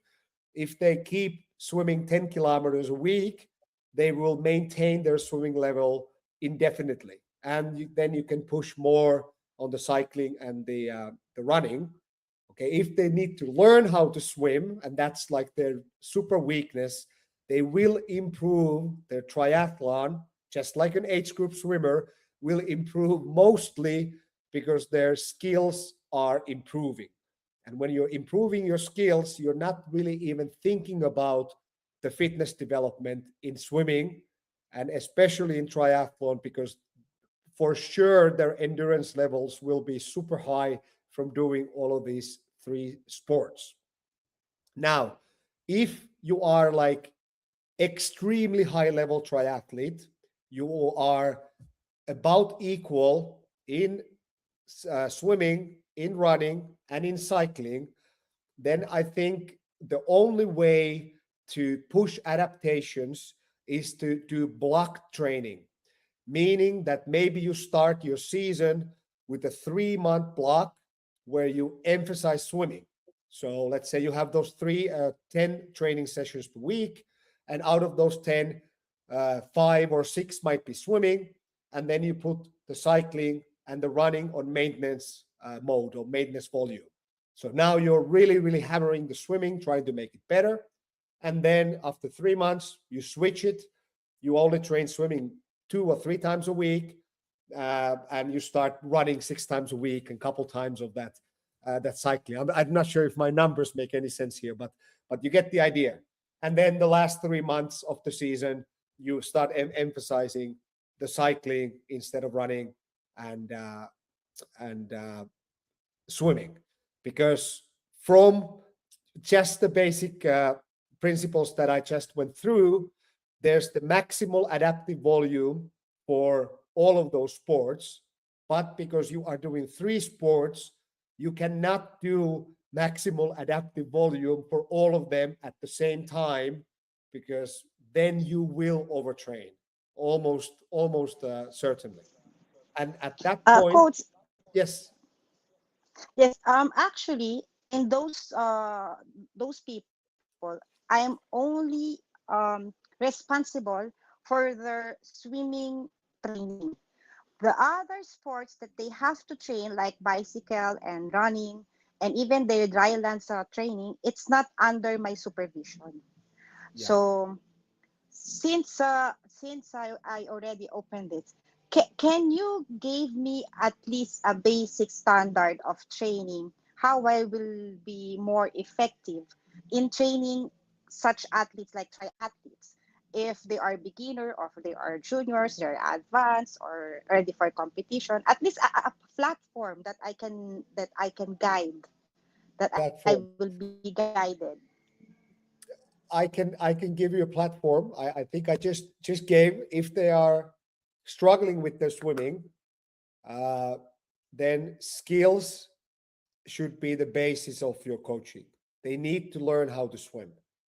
So a good example here is that you can be super elite runner and cyclist. So for sure your endurance qualities are of the highest quality, but you might be worse in swimming than an 80-year-old girl who is 1 meter shorter than you, and definitely doesn't have the muscles and all of that. And the only reason why that 80-year-old girl is faster is because they know how to swim better. And that's the direction you have to take that triathlete. You don't really have to worry about how to improve their max VO2 in swimming or anything like that. The other sports will take care of that, and they will improve the most if you are able to improve their swimming skills, basically their distance per stroke, because it's an endurance event. Okay? And when you are approaching the swimming that way, you can train a lot, but in order for those skills to develop, which will come also within this lecture, you can train a lot, but the training needs to be extremely easy, because the way to improve skills is that you have no fatigue, you are not getting tired, because the moment you get tired, those skills start to deteriorate. Okay, if they are more advanced, Guys, yeah, we need to give the the time to finish the lecture, okay, yes, guys, because this is a big lecture. I'm telling you guys. Let's give the floor to Coach Dr. Eetu yeah, Karvonen to finish. Okay, sorry. I was the one who started asking that. By the way, recognizing the presence of the president of the UCSSC, okay, Coach Jewel Calvo, okay, where he is also a triathlon. Okay, Thank you. Coach, the floor is yours. Thank you, Dennis. Uh, I would just say that if you listen to this lecture with a pen and paper, I think I will also answer any questions about triathletes, because it's the same principles, whatever the sport is. Of course, there is going to be some differences, whether it's happening on land and stuff, but it's the underlying principles that I'm going through here. But I think we left off here again, specificity and transfer. Not going to go through there again, because now we're actually going to go through the long-term planning, and this is the principles for juniors. So at the time when they already know how to swim, and it is time to work on those foundational qualities. And I think I already hammered that still the most important thing is the skills, which is your distance per cycle, your distance per stroke, your stroke length, your ability to hold tempo, especially if you're a sprinter, your starts, turns, all of that. And swimming performance is really only about improving those numbers.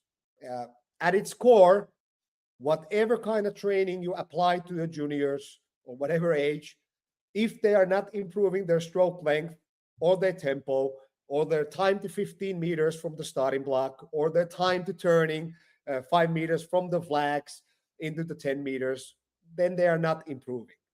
And many, many times what I see is that there is a differentiation between improving the skills and then improving the physiology, improving the fitness.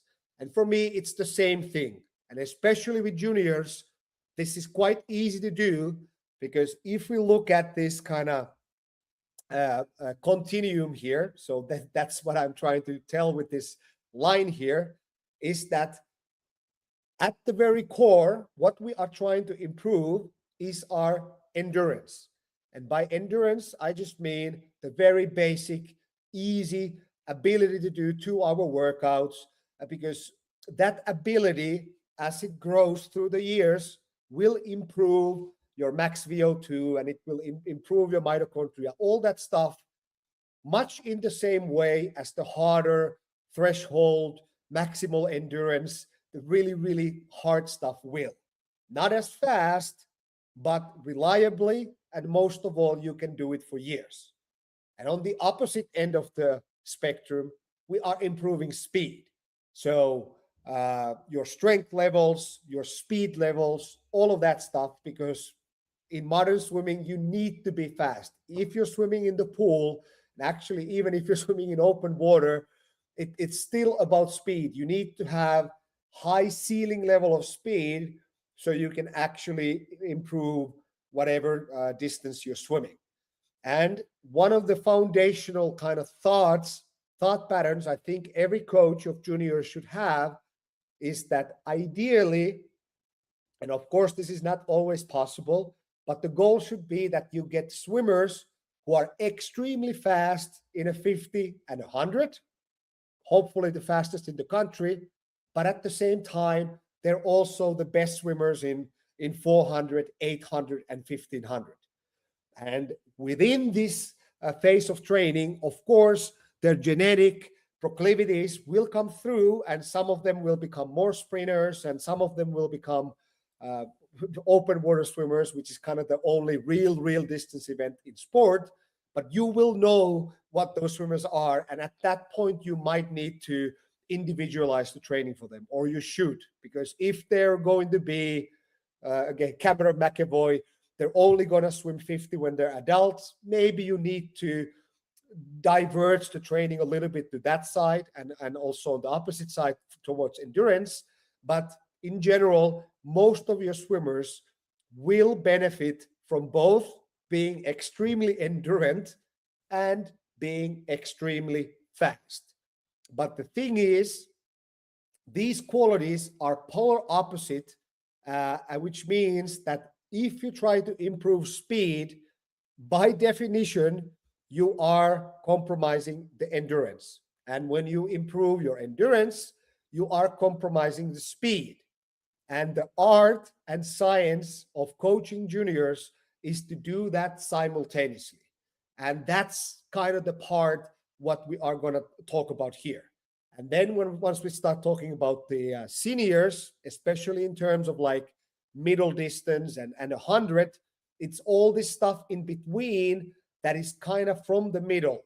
Because in a 200 race, you need both high levels of endurance to be able to sustain whatever pace you can, and to improve that performance, you need to also get faster. But that's a different game.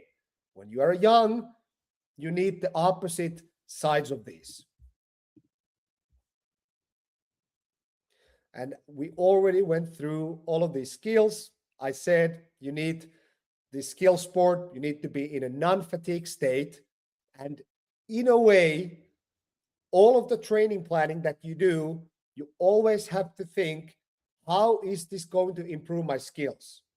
And you improve your endurance because you do lots of repetitions of those swimming skills.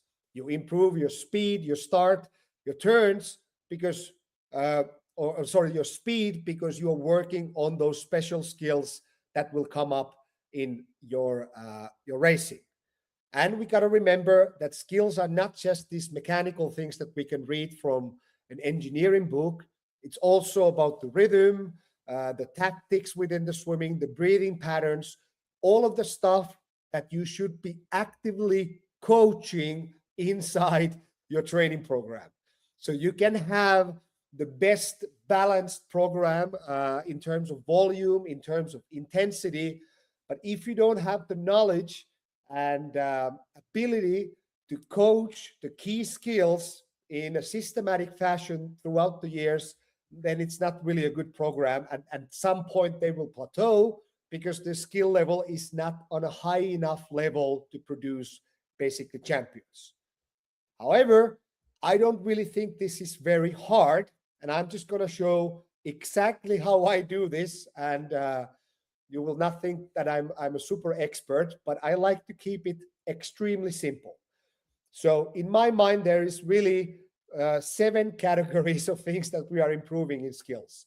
So we have balance and line, basically meaning how horizontal you can keep your body, avoiding the resistance, breathing in a way that doesn't distort the stroke, etc., kicking in a way that it's not dispersing the water all over the place. Then we have rhythm. That's also about avoiding those drag forces. It's also about adding force production. So using the body segments, let's say body rotation in freestyle or undulation in breaststroke and fly, in a way that maximizes the stroke length through added propulsion, relaxation, all of that stuff. And then we have mechanics.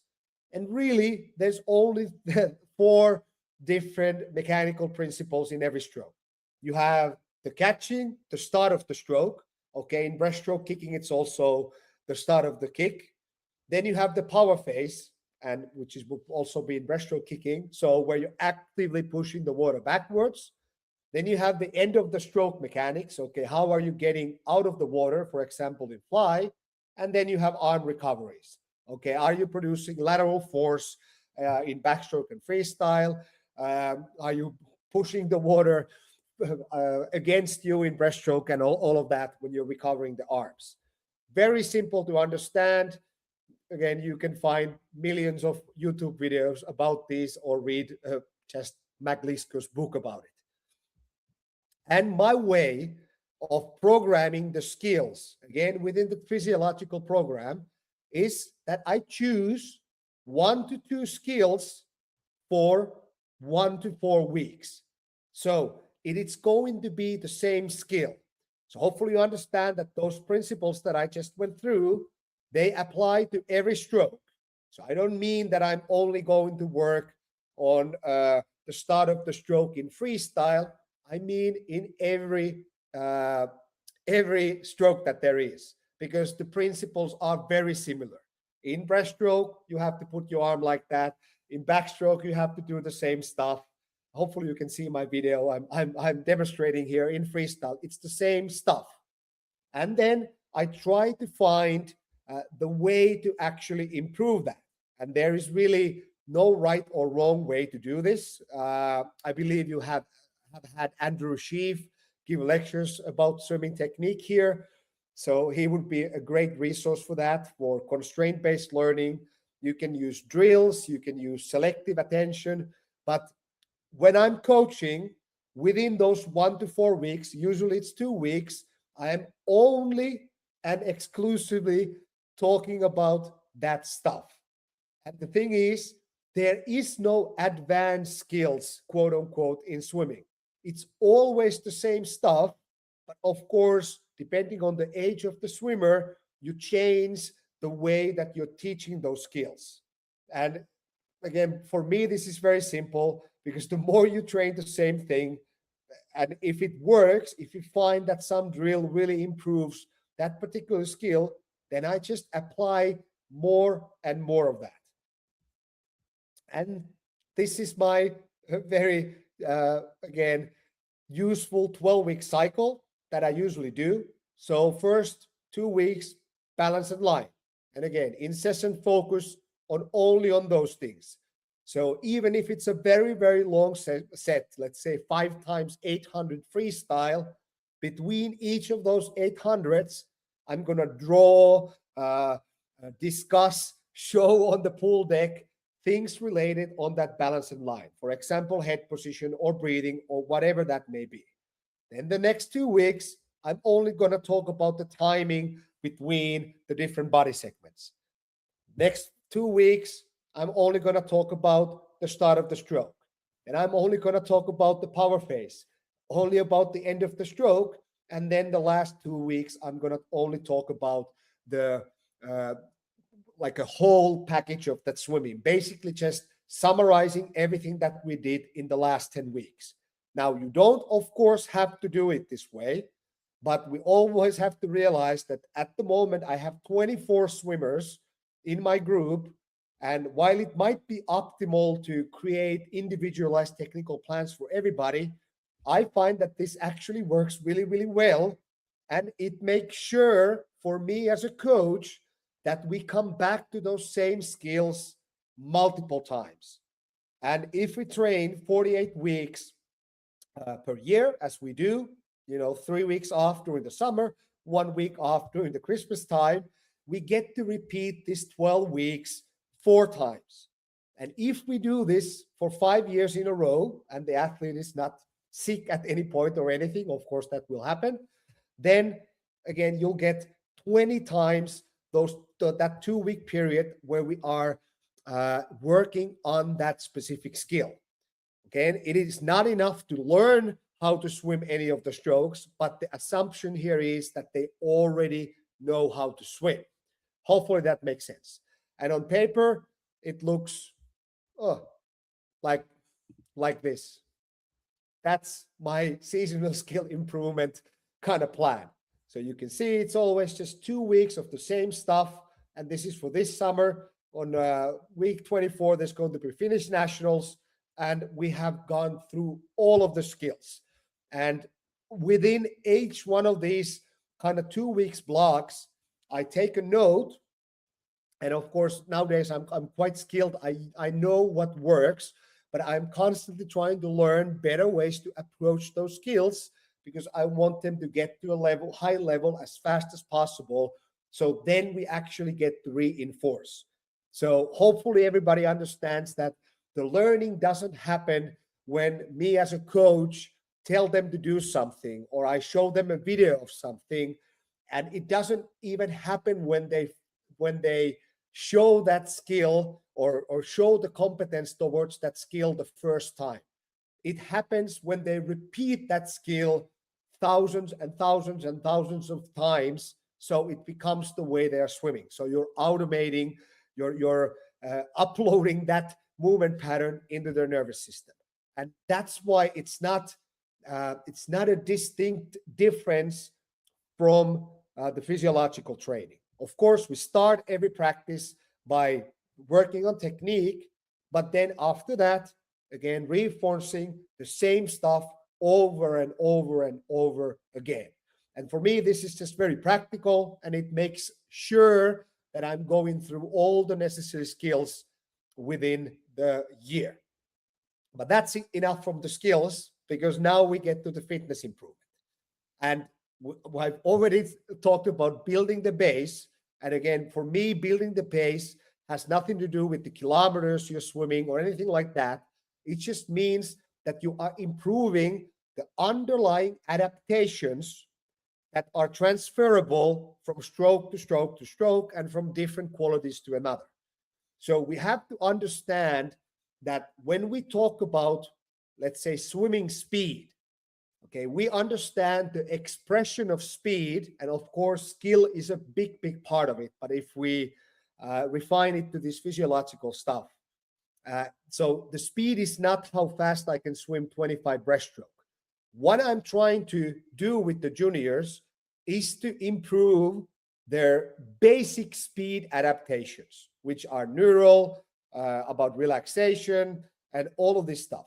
I'm also working on their strength. So creating muscle mass, creating higher motor threshold unit recruitment, and you don't really have to know anything about it, but we do understand that speed comes from power in swimming. Speed when you're sprinting, that's a powerful, that's a power event. It's not pure speed like jumping or something like that, but it's also not strength. It's not bench pressing or squatting. So it's a combination of that, and that's what we're training. And thirdly, if we think about sprint events, there's a foundational quality, which is the lactate production rate, VLA max, basically how much lactate you can produce per unit of time.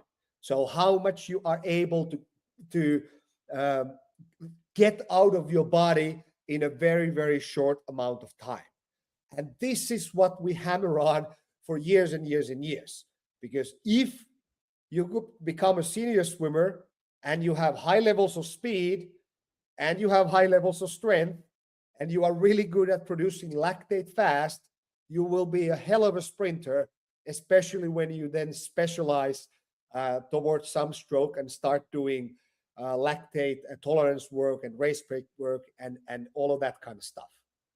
And the things, the levers that we can use for speed development, again, these foundational speed developments are as follows. You have pure speed training. And this used to be very unfamiliar for swimming coaches, but it means less than 10 repetitions, less than 10 seconds of 100% intensity with full recoveries. And you can do this depending on who are you coaching and how many times to training per week and what time of the season, about 2 to 4 times a week. And it doesn't take a lot of time. So you can do way less repetitions like this and it still will be effective. Let's say 4 times 15 meters all out, resting 3 to 4 minutes in between. Doesn't mean that you need to be standing around. You can still do some very easy swimming in between. But that's the idea, that we are expressing the speed as much as possible. Okay, then you can do alactic speed endurance. And I like to think of this as the main technical work for the speed. So more repetitions, they can be a little bit longer, but you're not pushing with maximum intensity. So kind of like 100 pace type of a deal, where you can still work on the skills and the speed at the same time. And it's not really hard training, and you can do this 2 to 3 times, even more per week. And on top of that, you have then that lactate production side of things, so your anaerobic capacity. And lactate production just means doing stuff that produces lactate rapidly. So swimming all out, anything from like 35 meters to 50 meters, usually 25 meters is not enough, with full or nearly full recoveries. And you don't need much of this, because again, doing 1 session per week will give you a lot. Doing 2 sessions a week is not 2 times better for developing this. And you have to look at it in terms of years and really actually get better at that physical quality. You can do sprint interval training. For me, these are interchangeable. I tend to use sprint interval training, but it just means that you're dividing that stimulus. So instead of doing a straight 50, you might do like 325s with short rest. But the goal is, again, to get the lactate as high as possible, swim as fast as possible, and over the weeks, months, and years, swim faster all the time. And this is how you become, again, the best sprinter in the country. Even if your goal will be longer distances, you still need to do that from early on because it's working on that speed. And in the end, you need to be fast even in the 1500. And then heavy strength training. And this is something, again, lots of people are reserved towards. They don't want to do heavy strength training with 15 years old. And of course, there's a progression. So if you've never done any strength training, first you have to learn the movements and all of that. But this is the goal. 1 to 3 sets of super heavy weights, full recoveries, again, done a couple times a week. And then you need to be lifting heavier throughout the years. And in my optimal system, the idea is that once they are adults, girls usually at age 17 to 18, maybe boys a little bit later, you don't need to put heavy emphasis on the strength training anymore. And I know some coaches think that they should only start strength training at that point. But in my mind, they should be almost as strong as they will be. So that is not limiting their performance as they are adults. And again, all of these qualities take years to develop. Again, this pure speed, you might need 1 year of training to improve your 25-meter time by half a second. So you need to be constantly working on it. And the thing is, all of this has to be done in a non-fatigue state, which then has implications for the endurance training. Because if the endurance training is too hard, you are not able to produce 100% intensity. And now, within the career of that athlete, so maybe at 15, they start this training where they're only doing twice a week speed training and maybe once every week of this lactate or sprint interval training. But then at age 16, 17, you can clearly tell that they are sprinters. Then you start this kind of metamorphosis where you start adding more sprint work.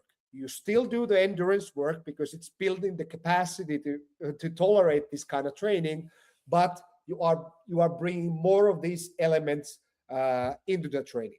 Now, if it seems like there will be a distance king swimming 800 and 1500s, then you can just keep it at 1 time per week. And that's the individualization part of it. Then if we talk about endurance, and this is very, very simplified, we also have to understand that there is no such thing as an adaptation towards endurance. When somebody swims a nice 1500 race or an 800 race, that's an expression of the adaptations they have created in their practice. And the adaptations are here. Again, you can read this and maybe there's a recording this and pause it, but it's just the stuff that happens inside your body that then allow you to swim or produce energy for a longer time with minimal or less fatigue. And that's what endurance means. And the thing is that, at least to my knowledge, of course, there's these small differences, but all endurance training strategies pretty much just do the exact same thing. They all improve your mitochondrial density. They all improve your metabolic byproduct handling, etc., etc. The only difference is on the rate of how fast you adapt into that training, okay, how fatiguing it is, again, how much load you're putting the athlete down, and then also how long will that training strategy work. And in general, the less there is intensity, of course, you will not improve as fast, but the fatigue will be lower. So this allows you to train the speed effectively. And most importantly, this almost never plateaus. And this goes back to the example of the marathoners and triathletes who are still improving at age 42 or 43.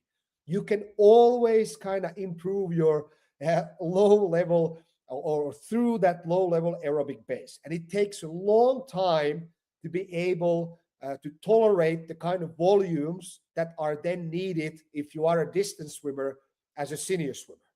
So hopefully this makes sense. So we can get the same adaptations by doing, 90-minute, very easy workouts with almost no rest in between. Or we can do, 20 times 200 meters or 20 times 100 with this controlled intensity, lactate threshold 1, just meaning that you're not accumulating any lactate, but you're getting out of breath. It's a little bit more fatiguing, so you can't do that every day. Maybe like 3 times a week is a good place to start from, or 2 times a week and then bump it up to 3 times. Or you can do threshold training, but the problem with threshold training is that it is extremely intensive for the body. And you can easily see this in people. So if you do a true threshold training session, let's say 10 times 200 with incomplete recoveries, like 30-second rest on Tuesday, there is absolutely no way, if you worked hard enough, to do that again before Saturday. So you are compromising the amount of training that you can do within that week.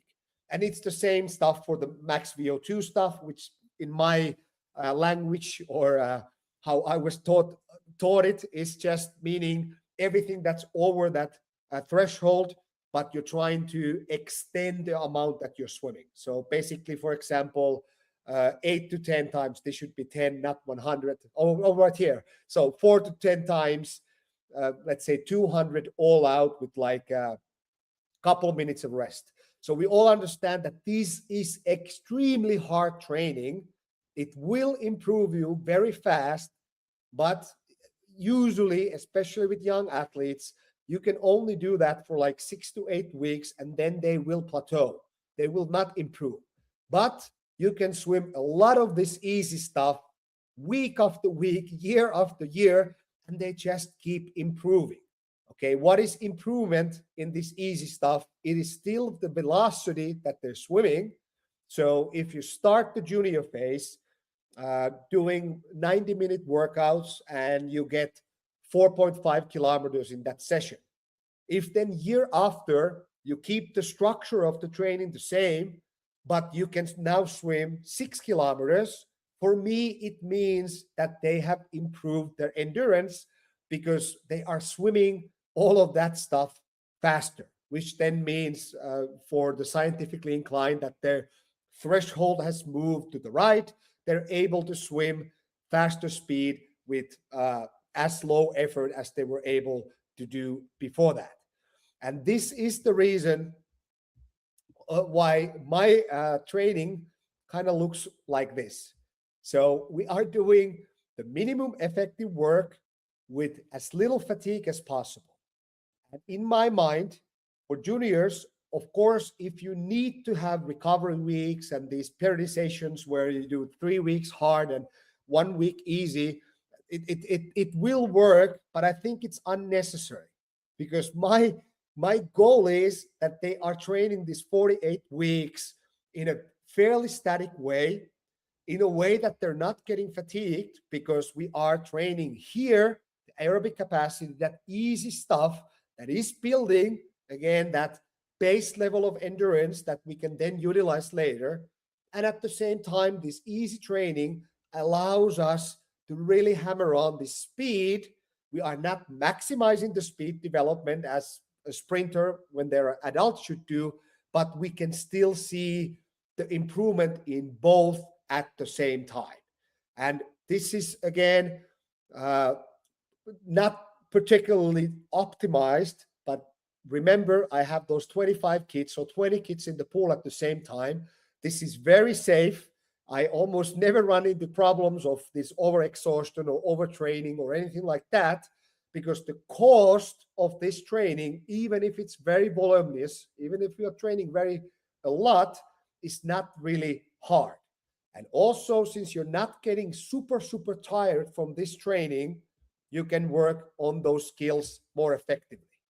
And if we put like distribution of volume, again, kind of simplified way, is that this low intensity stuff, that basic endurance work, which does include all the skill work, the drills, the kicking, the pulling, and then this kind of easy aerobic intervals, is probably more like 70% of the work that we do. And I mean by time of the training.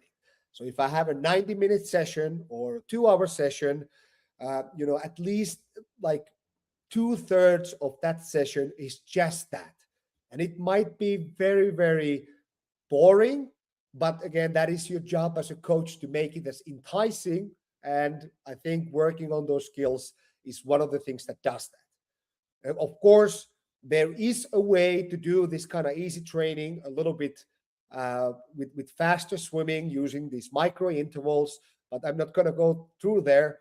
The main point is that as a junior, you can improve your endurance by very soft strategies. You don't have to do this really hard training. Then the remaining 20% is, again, that speed development. So I'm making sure that every week we work on that speed at least once, usually twice. We're doing those lactic speed stuff where we're working on the skills at race pace, but again, not doing it in a way that's exhausting. I don't want lactate because that would actually interfere with the speed development. And then the rest of the training, usually this kind of threshold stuff, is like 10 to 20% of the week. So maybe once a week, and at early season, we usually don't do any of that. And really, this is my whole program, except few times a year, maybe like 5 times a year, we have like a 2-week period where we take this volume down.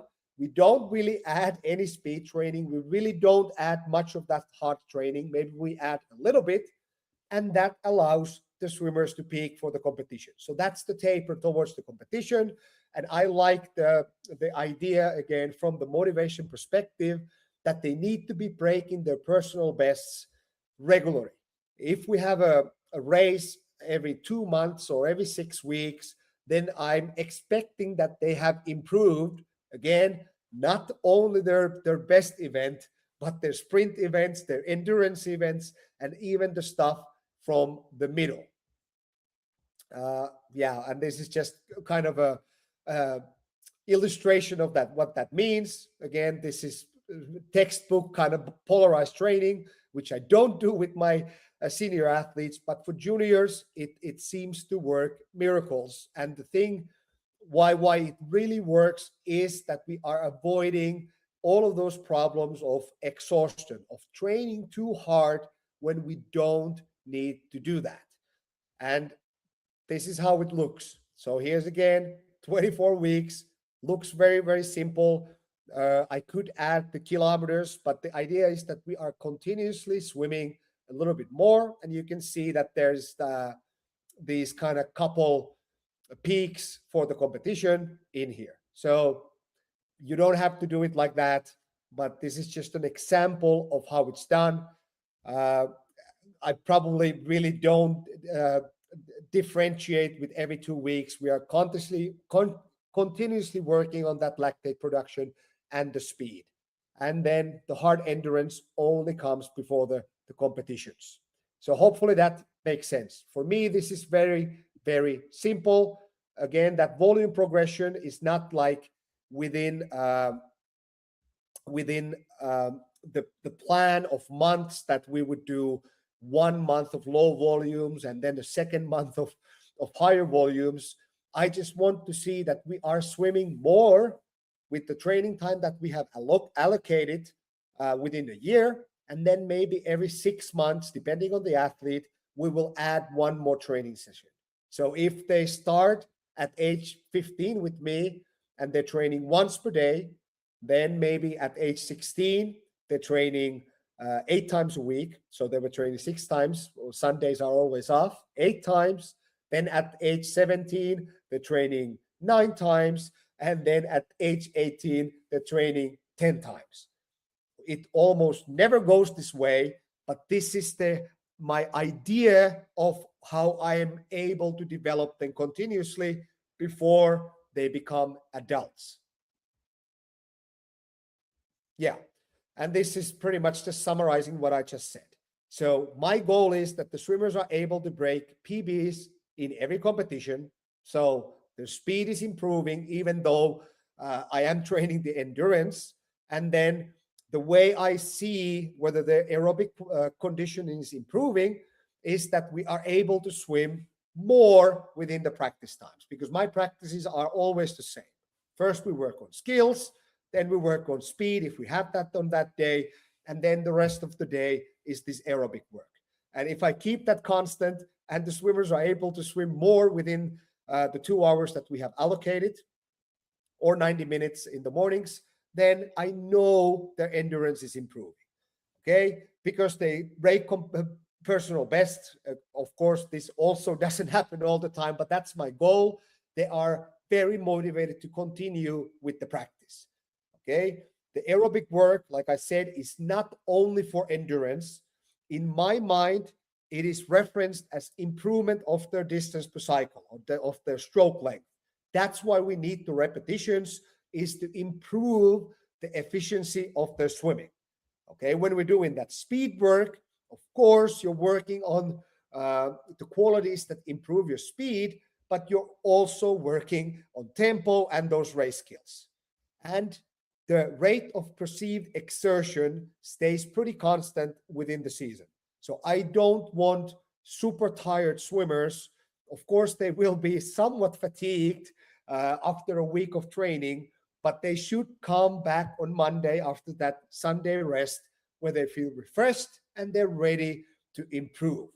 And the thing is that when I do it this simple way, it is very easy to see when the swimmers stop improving doing this simple kind of junior method, okay? And in my mind, why would I make the training any harder or more complex if they are continuously improving? Because at some point, it will stop working. And this is the notion of, okay, at what point should we intensify the training or make it more adult-like? And for me, that's the point where I can see for 4 or 6 months that this person hasn't improved in their competitions. And I can also see that, you know, they're starting to look kind of like an adult. And that's the place where I take my ACE card and I almost completely change their training. Because in my mind, they have maximized, or most likely not maximized, but the basic quality levels are where they need to be to get the most out of the next phase of training. And that's when we start doing the adult stuff. And here's just a very quick example of the junior kind of plan. Again, this would be more like a 17, 18-year-old. And you can see it's very simple. We have speed very, very often, kind of 3 phases. This is the basic phase that takes 8 weeks, then couple of weeks of harder stuff, and then couple of weeks of easier training so they're ready for the competition. And of course, the competition calendar rarely goes like this, but this is the basic idea. And hopefully, this all made sense to you from the junior's perspective. There are many, many ways to do this, but the main things here are that you only need to train a way that they are continuously improving and they are creating elite levels of endurance, speed, and strength, and of course, those skills. And it takes a long time to really maximize those.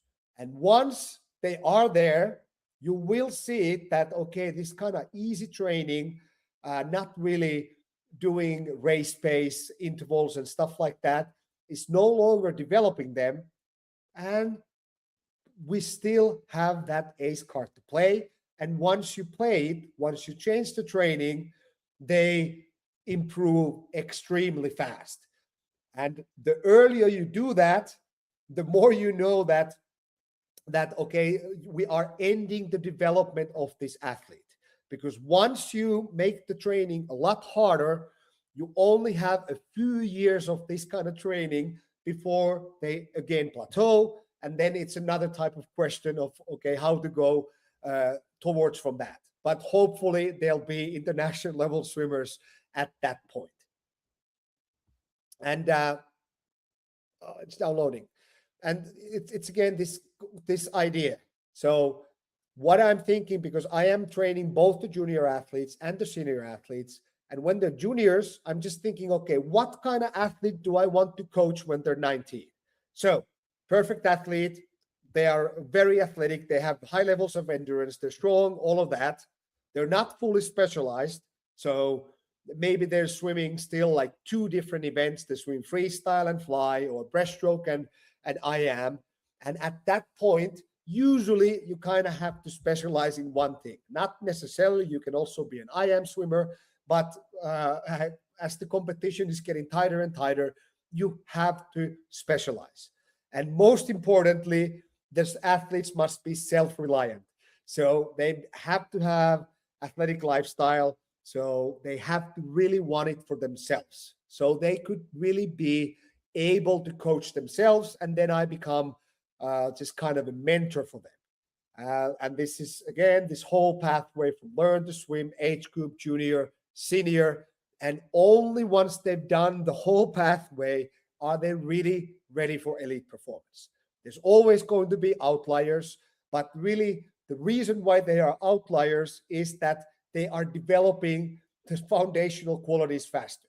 So if you have a super sprinter in your group, it's because for whatever reason, because they had good parents, they are faster than everybody else without training. And when you do this kind of speed training, they just develop really, really fast. And that's why they can do adult results when they're 15 or 16 or something like that. Same thing for endurance. Maybe they come from athletic family where they did a lot of endurance training from ages 6 to upwards, and that's why they start the swimming training from a higher level, and thus they get there to the elite level of that endurance level faster. But it still means that they did develop that quality somehow, and now they're ready for that elite performance. And you will see it because, again, the training will stop working at some points, and then again you need to intensify the training. And this is again how I am doing it. So usually it's that 18, at least here in Finland, when people start to be biologically fully mature. They've already had this 4 to 5 years of basic training under them, and then I just make the training as specific as possible. And at this point, I go from trying to develop them as a whole athlete and just thinking about training the race that they are most suited for.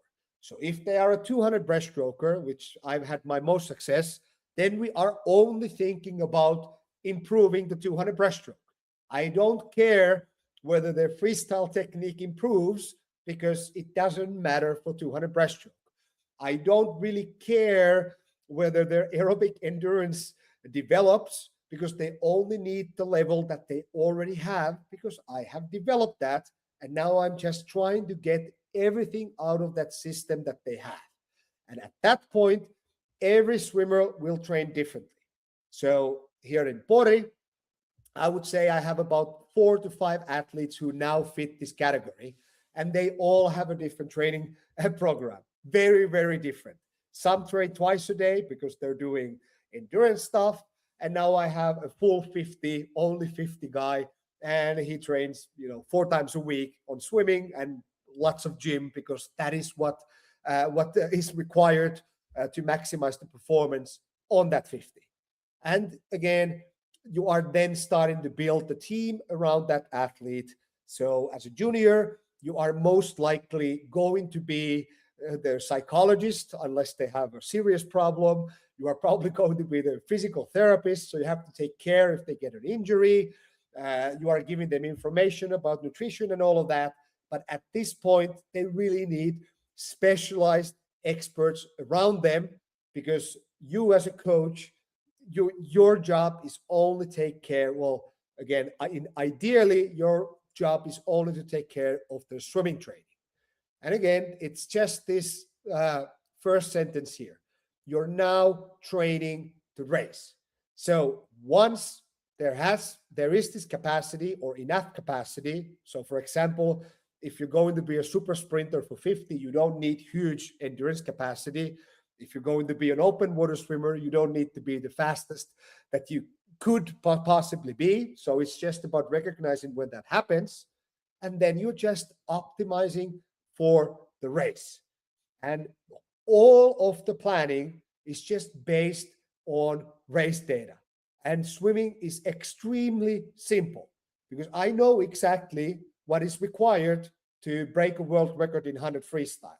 Not that I've ever had this kind of swimmer, but in theory, I know that you have to go out 22 low. At that point, you cannot be super acidic, because then you need to come back 24-0. And that's our goal. That's the whole goal of the season, is to be able to do that. Okay, not maybe the world record, but whatever their goal time is.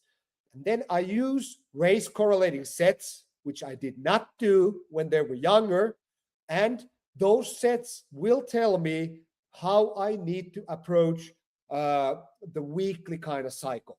So if they're not improving those sets, there's no reason to expect that they're going to improve their racing performance. So these kind of sets. Oh, okay. Let's go one forward. So my goal in these sets is what is called energy system shifts. So for example, this would be a 200 example. So if I know that 200 backstroker needs to swim 29s in the middle of this race, and right now it is extremely anaerobic training, that's where I'm starting from. So it's a form of reverse periodization, because the limiting factor, even for a 200 or even for a 400, is that they need to be able to swim that pace, and then they need to be able to swim that pace easily enough that they can hold it for the racing distance. So that's why I start from the speed, and I use this kind of interval type of session, doing 50s, maybe with a long rest. And as the athlete improves, I increase the volume, I decrease the rest intervals, and now the set becomes something different. Now it's a threshold set. It's no longer like lactate tolerance or maximal endurance. It becomes a threshold. And at some point, if you just continue that, it becomes an aerobic set. The pace that we started the season has become so easy that it is now aerobic. And then we just rinse and repeat the same process as many times within the season. And the thing is, this pattern becomes the periodization. This is the plan. We start from swimming the exact pace that we want in our goal competition. Okay, once we have gone through this cycle, he will be able, or she will be able, if we are successful, swim that pace for the duration of the race. Now, if it's 100, it's still the exact same stuff. If it's a 400, maybe there's a need for a little bit more aerobic endurance, because those sets are extremely tough. But for 200, you can use 50s, you can use 75s, and doing those even every day is not that fatiguing. It's actually more fatiguing at the early part of the cycle, but it will become easier and easier. And if we can do that, then they are able to do that pace in the competition, if their psychology is in order. And then once they can do it, we make the goal pace faster, and we start to rinse and repeat it again. Starting with super heavy anaerobic training, lots of rest, because producing that speed is almost impossible for them. And I'm just planning the sets in a way that they can do it. Then I add volume, but only once they have shown that they can add that volume at that pace. I decrease the rest intervals. It becomes something different. It becomes threshold training, and then it becomes aerobic training. And now the athlete have mastered the pace, the velocity that they need in the race. And hopefully you can see the distinction here. So the correlation to competition, I have lots of numbers, and there's been many coaches who have used similar systems. So I have their numbers, what they're telling. And for me, if you're training for 50-meter race, this is pretty much all that we are training. Of course, there's going to be easy days when you're recovering, you're working on skills, maybe you're doing the gym because that is very important for the 50. But during the season, if I'm not improving my 25 from a start with basically unlimited rest, you will not improve your 50. And then we also do 25s with very long rests, but not unlimited rest. And this gives the needed quote unquote endurance for the 50. For the 100, I use 25s with this kind of rest to work ratio, meaning you work for 15 seconds, you rest for 30 seconds to 40 seconds, and it correlates very almost directly to your first 50 of your race. And then 25s or 50s with a little bit shorter rest, and that correlates almost perfectly for the second 50. For the 200, okay, 50s with equal work, equal rest, works really well for the second 50. Usually for the third 50, we do need to push the rest intervals down a little bit to make that actually correlate. And for the last 50, we do need to do some hundreds to really finish off that. This is, again, extremely simple, like the junior place was. And in my experience, whenever I try to make this more complex, the worse my results are. The more simple I keep it, the better my results are. And this is most likely because the athletes can kind of make a game out of the improvement that they are experiencing within the year. And of course, there's always going to be some plateaus when it's really hard to improve. And that's when the supporting training, and this is again the art of coaching, to know that, okay, in order to keep driving these protocol sets, these improvement sets forward, I might need some type of other training. Maybe they can't improve their speed, their velocity in these sets unless they become absolutely faster. Where at that point, I will then program a block of training, maybe 5 weeks, to increase their max velocity. Okay, if it's a pure endurance problem, let's say at the 400 swimmer, then it might be required to do a 5 or 6 week block of training where we're doing this basic endurance training. Okay, but it just means that you don't program that in, you react to the development of the athlete, and then your skill as a coach, which of course develops through the years, is the way or is the solution that you apply. And sometimes you're wrong, and sometimes you're right.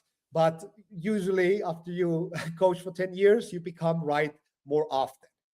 There is still no deloads, no easy weeks, but usually at this point, because this kind of training is extremely demanding, both physiologically, fitness-wise, and especially mentally, you do need to take easier periods of training.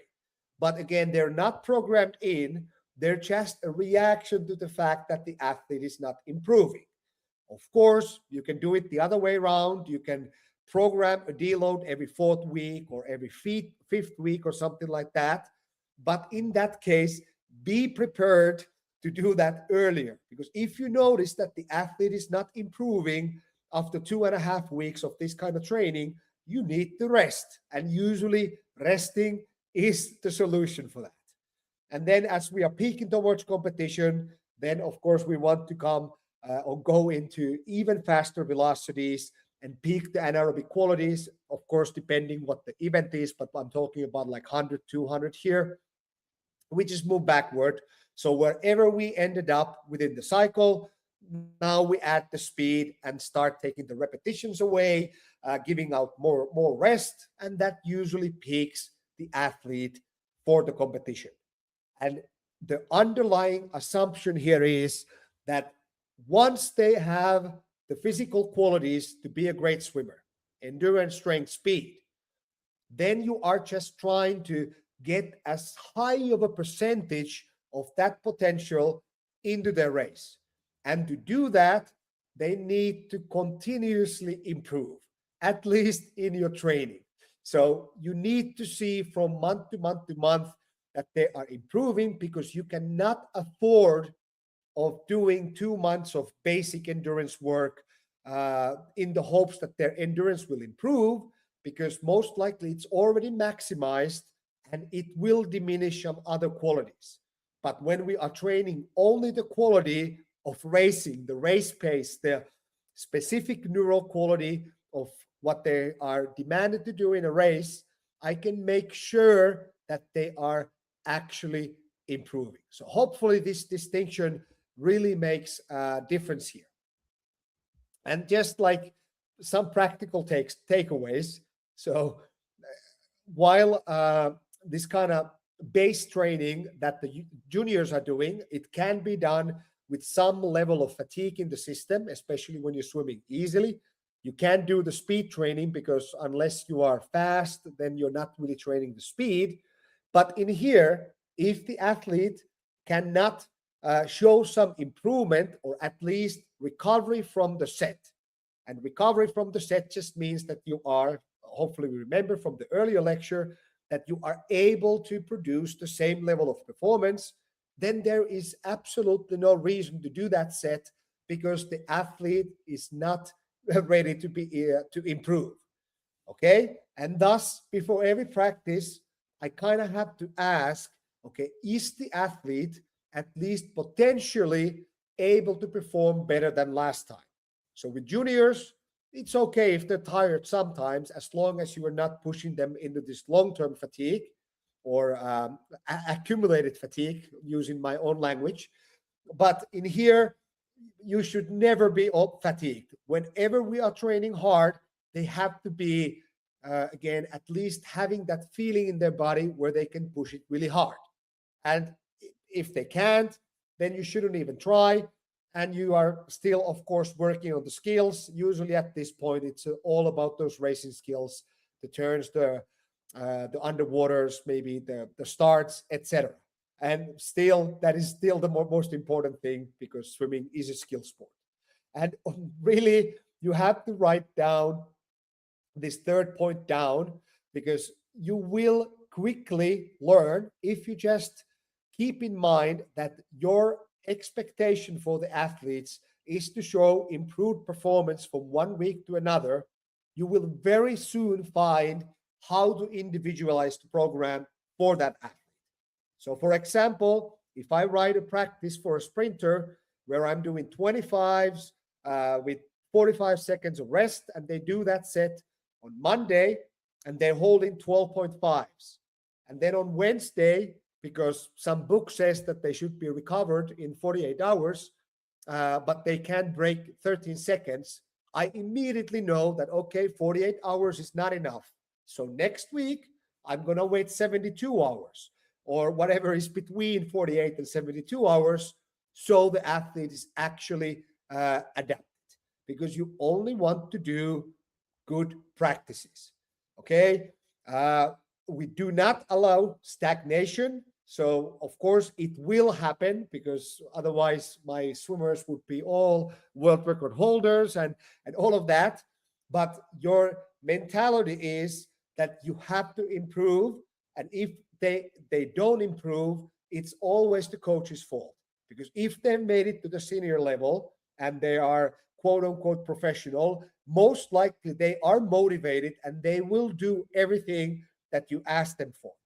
And in here as well, it's usually the coach's eagerness to not trust these first points here that then produces the problems. And believe me, this has happened to me many, many times, where we are just trying to hit the head into the wall while I'm not seeing any improvement, when really the place would be to sit down, really think about it. Okay, what is limiting our development in these sets that I know will correlate with the race, and then go from there.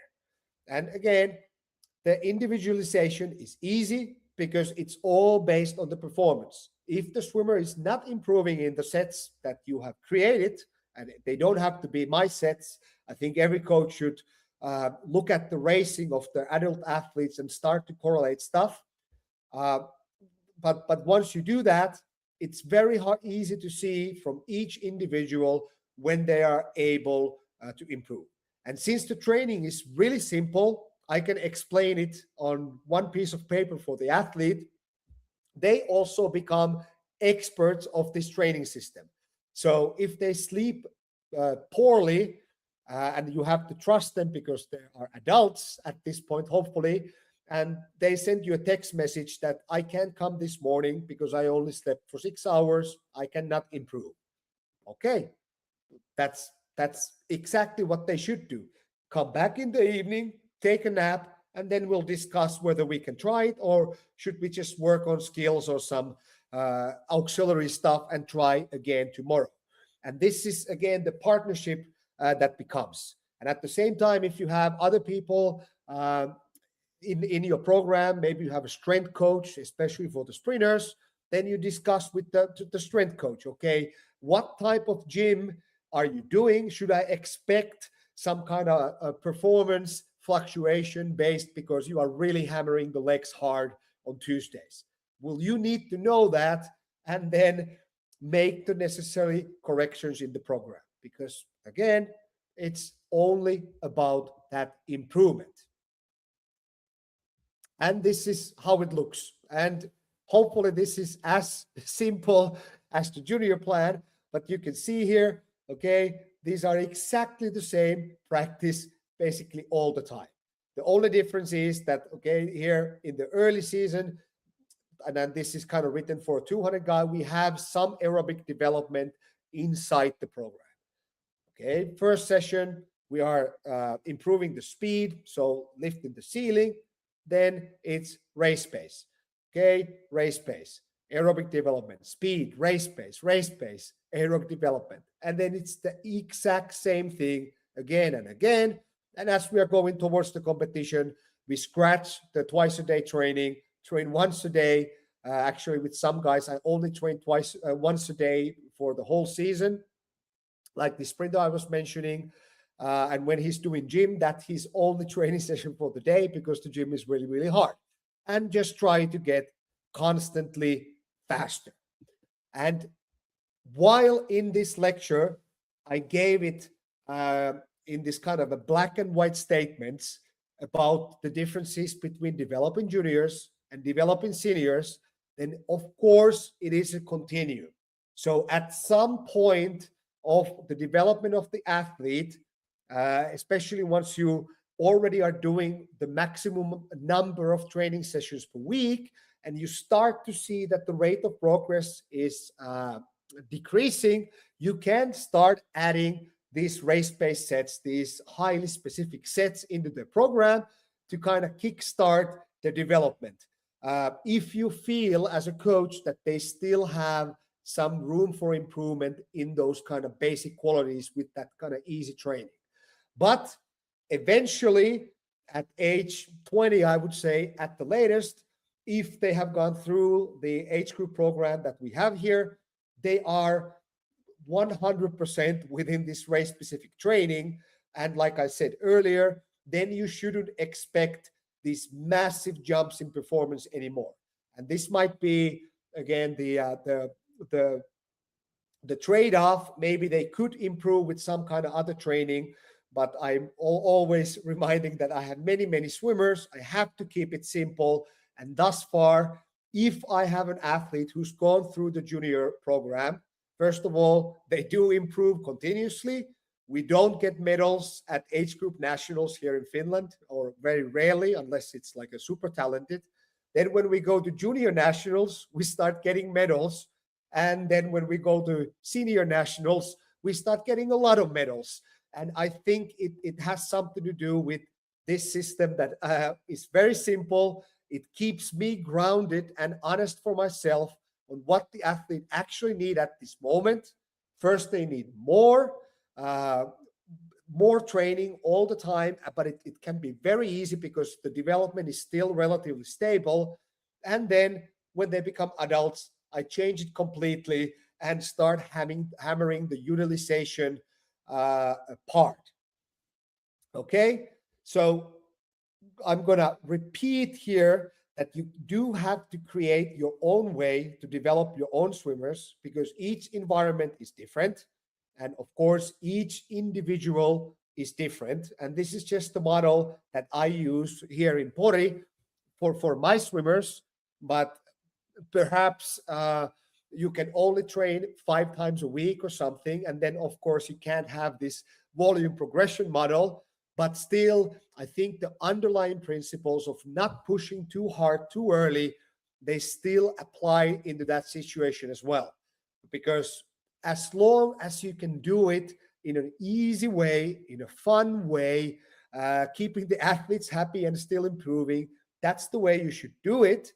Understanding the distinction between expressing speed or endurance or power or something like that, and building the actual tools inside your body that then allow you to express those later. And that was the whole lecture.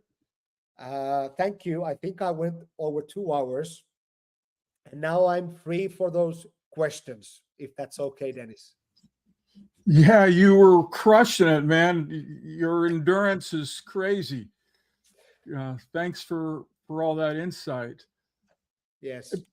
Hey, there was one question that's been percolating a lot on the Facebook groups about the window of improvement and opportunities for the aerobic capacity, with the younger kids. Do you believe that you have to work on aerobic endurance, with the 10, 11, 12-year-olds much, or can they just sort of pick that up a little bit later? Again, what I know about it is that there seems to be like is it accelerated window of aerobic development or something like that in the literature, from like the start of puberty until they the peak height velocity, so when they basically stop growing. And this is what I'm again here kind of referring, that this is the time, at least in Finland. Again, it might be different, than some people will develop faster, but I don't think a 10-year-old is definitely not at that window yet. They are still kids, so in my mind it starts when the growth starts to accelerate, especially with the boys, and then it kind of ends once they reach almost their height, adult height. And this was like the scientific answer. My second answer, and this is my anecdotal thing, is that again, this example of high-level triathletes still improving their aerobic endurance when they're 40. So it doesn't really seem that it at least like completely shuts down at any age. So if you missed that opportunity, let's say at age 11, 12, 13, and some girls, it might start that early, I don't believe, and I really don't, actually, I don't want to believe that you missed something that you can't catch up later. Because if I believe that in the Finnish system, so here in Pori, unless you're like super talented, and you, again, that talent just for us means that you're already swimming fast in the competition, which indicates that you're biologically developing faster than the others, then you can be pushed in the groups. But usually the 11, 12-year-olds, they train twice a week. And that is, of course, not enough to develop their aerobic endurance. Hopefully, they're also playing outside, soccer, ice hockey, maybe doing another sport. So they are getting that there as well. But I'm not seeing that there's a big or anything that you're missing. Okay. At the same time, I've never developed international level 1500 swimmer. So maybe there's something to it. I've heard it from the Russians many times that you need to do this. But there's also lots of other stuff that they believe that I am completely against to. So I am not really sure about it. But if we talk about the endurance level needed for, let's say, 200, I think you can start swimming at age 12 and you can still become elite athlete. And there is plenty of examples of that. Thank you. Yeah. Thank you. If other people have questions, you could unmute yourself or else type them in the chat box. But I think we should just take one or two and then allow Coach to get on with his day. He did have a marathon session here. Well, And, Dennis told me that this might take 3 hours, so I reserved 3 hours. Any more questions, guys? This is level 4. Okay, this is level 4, and normally level 4 is about 3 days. Now we're taking it only for about three hours. Okay, guys. So we're trying to justify it as a level 4, and we presume that you know how to really make a good swimmer. Okay, the level 4 is actually making an Olympian. Okay. Yeah, and I did not have, if I may say so, I didn't have like super specific examples on anything because it's really hard for me to come up with them, and they are always, especially on the senior level, individualized for that athlete. And I've already had that talk about Matti. That's online, and I saw Mark actually posted it today, so you can check it from there. But like even for the youngsters, I truly. Guys, can you open your windows? Guys, can Yeah. you open your windows? This is the last moment. We would like to know if you are really listening.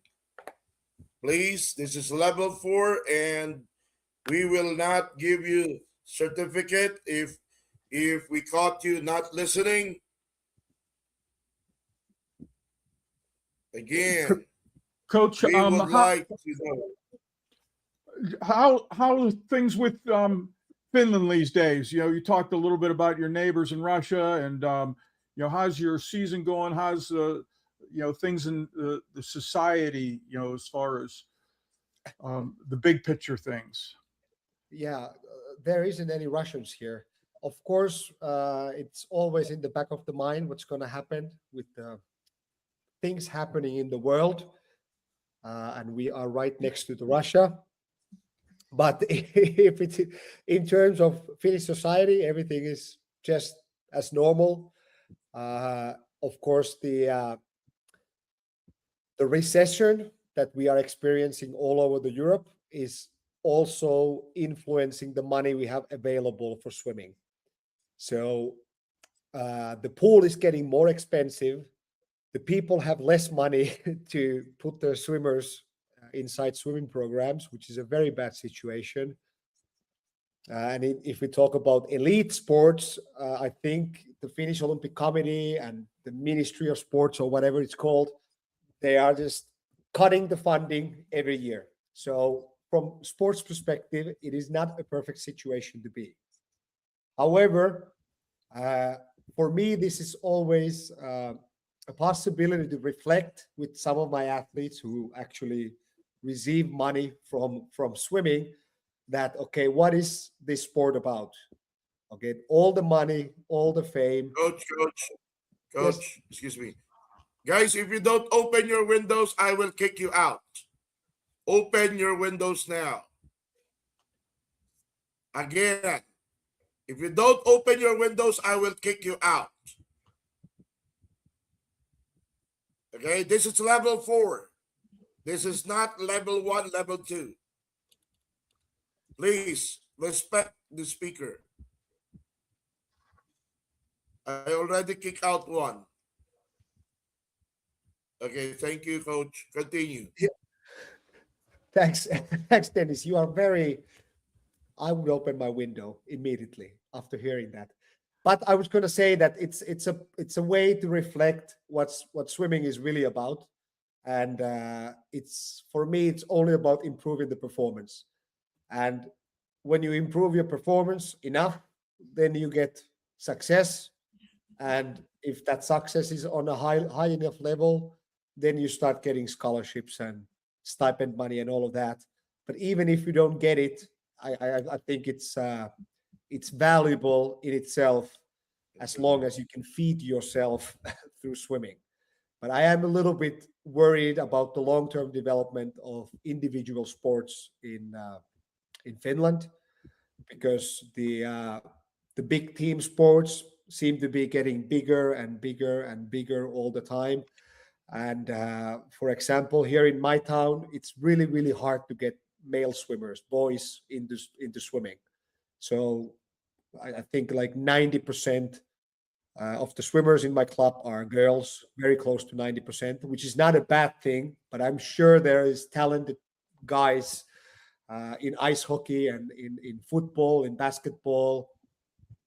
We have baseball here, or Finnish baseball and all that. And they might be more suited to swimming, but it's not really popular anymore as it was, 20 years ago when I was swimming.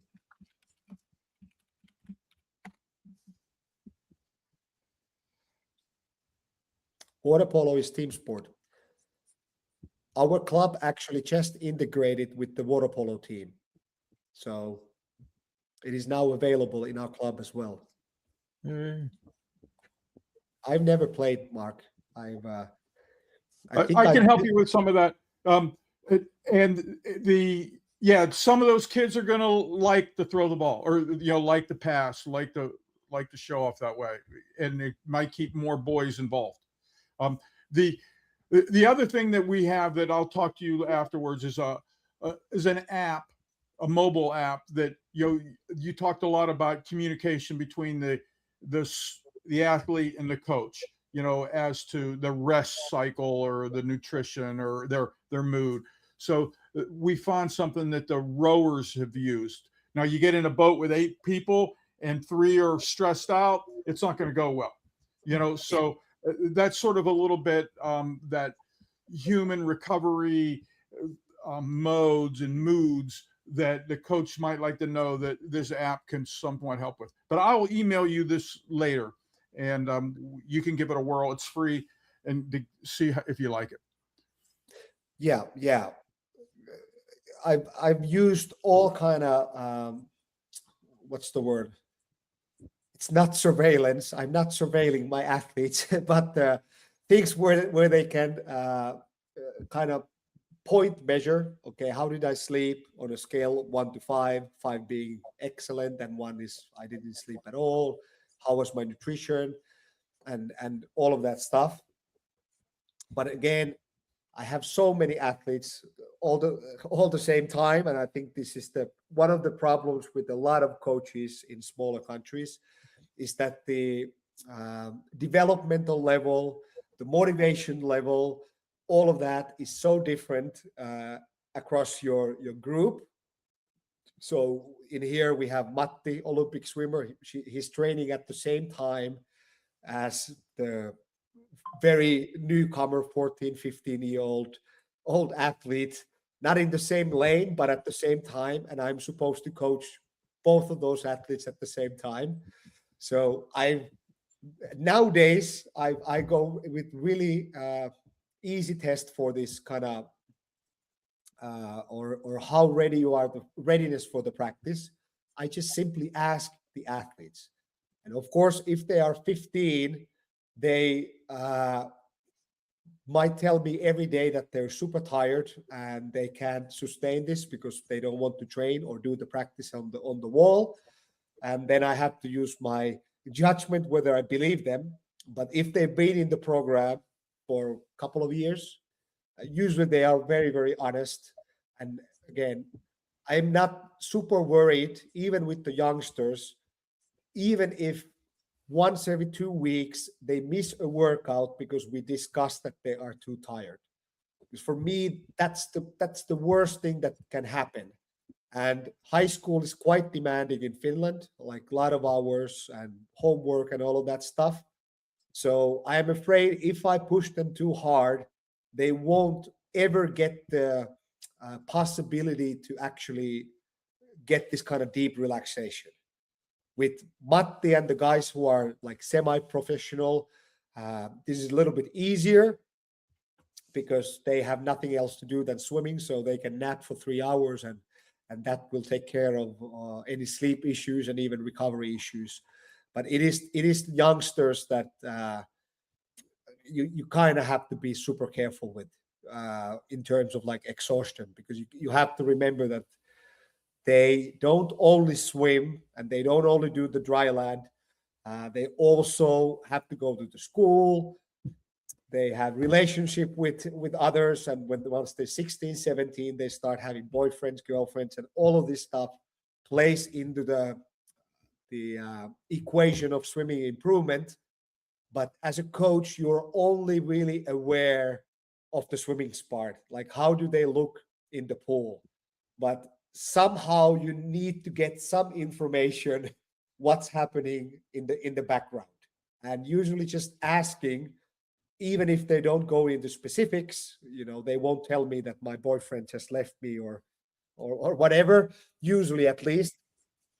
But they might tell you that I'm very sad and I can't focus on anything, and then it's going to be easy training for them, because you don't really miss anything. But if you push too hard, you might cause some not permanent damage, but long-term damage in it. So could you give us a little update on Monty, your pro? What's his life situation these days? Yeah. Well, he's in the pool. We are opening our competitive season next weekend. So we have a competition here in Pori. And after that, we're going to Stockholm Swim Open next week, which is a big competition. I don't think they have Americans, but they have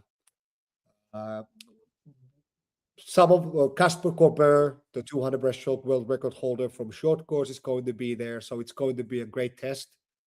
And then week after, we have a competition in Bergen, which is a Bergen Swim Festival in Norway. And I believe it's going to be the same situation. So I think things are looking good. Right now, of course, he's sick in a flu, but I think this is just going to be a taper for this competitive tour. Well, good luck. Yeah. 33-year-old man with 3 kids. So if I can still make him improve, it will come through different means than until now. It's not a perfect situation, but for me, this is a challenge. I have to think outside of the box okay, this is the reality. This is his life. He's the age he is, and he's swimming the 200. Going down in distance to 100 is not an option because he's just simply not fast enough. So we kind of are forced to stay within the 200. And this, of course, requires much more hours of work than training for the 100. Or not to talk about the 50. Coach, how old is Ida Hulku? Ida Hulko? Uh, I want to say she's a little bit over 25, 26, 27, something like that. she is still active, right? Yes, she is still active, and she just had a social media post that she's pregnant. So, Oh, she's a breaststroker. yes, she of course is a European Championship silver medalist. Trains in Tampere, but right now she's pregnant. So I don't know if she's coming back. I think she thinks she is coming back after she gets her kid and everything like that. Yeah, another breaststroke is Matti Matterson. Yep. She is Yeah. my, yeah. And then we also have one other You're a woman. breaststroker also. You're also a breaststroker. Yeah, I was a breaststroker. Yes, as a swimmer. But I was going to say that apart from Ida Hulkko, who was a European Championship silver medalist, we also have another, I shouldn't say girl because she's also, I think, 29 or 30 years old already. Vera Vera yes, Kivirinti. Kivirinta. Yes. Kivirinta. So, Yeah. yeah, so Finland is really the central hub of breaststrokers in the world. Coming from the coach breaststroker also. Yes, exactly, Okay. exactly. 200 No, breast, coach. yeah, yeah, but again, I don't think there's going to be any questions, so I'm gonna just say this, but this is on a tangent.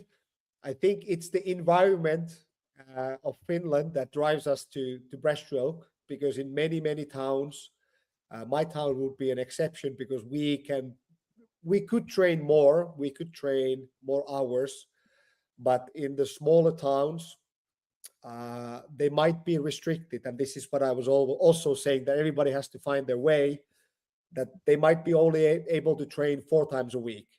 And if you're 17, I don't think you can be elite level in 400 freestyle with 4 times a week in the pool, but maybe you can become elite in 50 and 100 breaststroke if you then add all the dryland stuff, because breaststroke, as you probably all know, is a very technical sport. It's a skillful sport, and if you use those, let's say, 6 hours in the pool really specifically towards breaststroke, you might become world level. And I think I don't know exactly how Ida or Vera trained when they were young, but probably not as much as, let's say, American high school kids did, but they But still became very successful.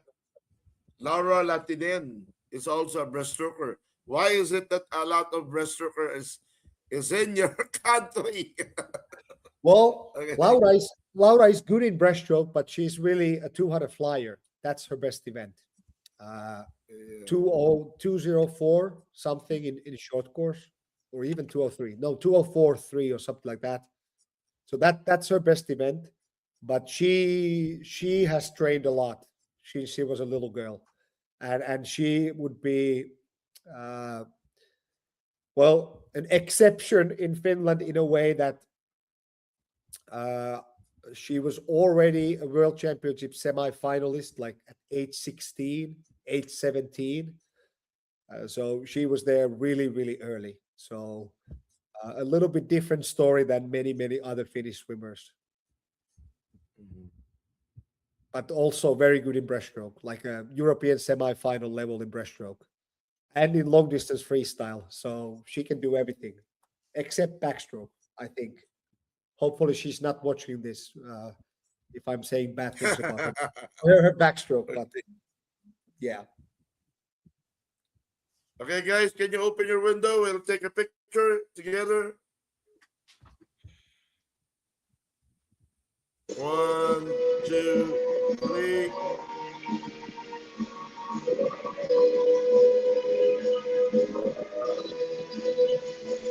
Okay, we don't have the right words to say thank you, Coach.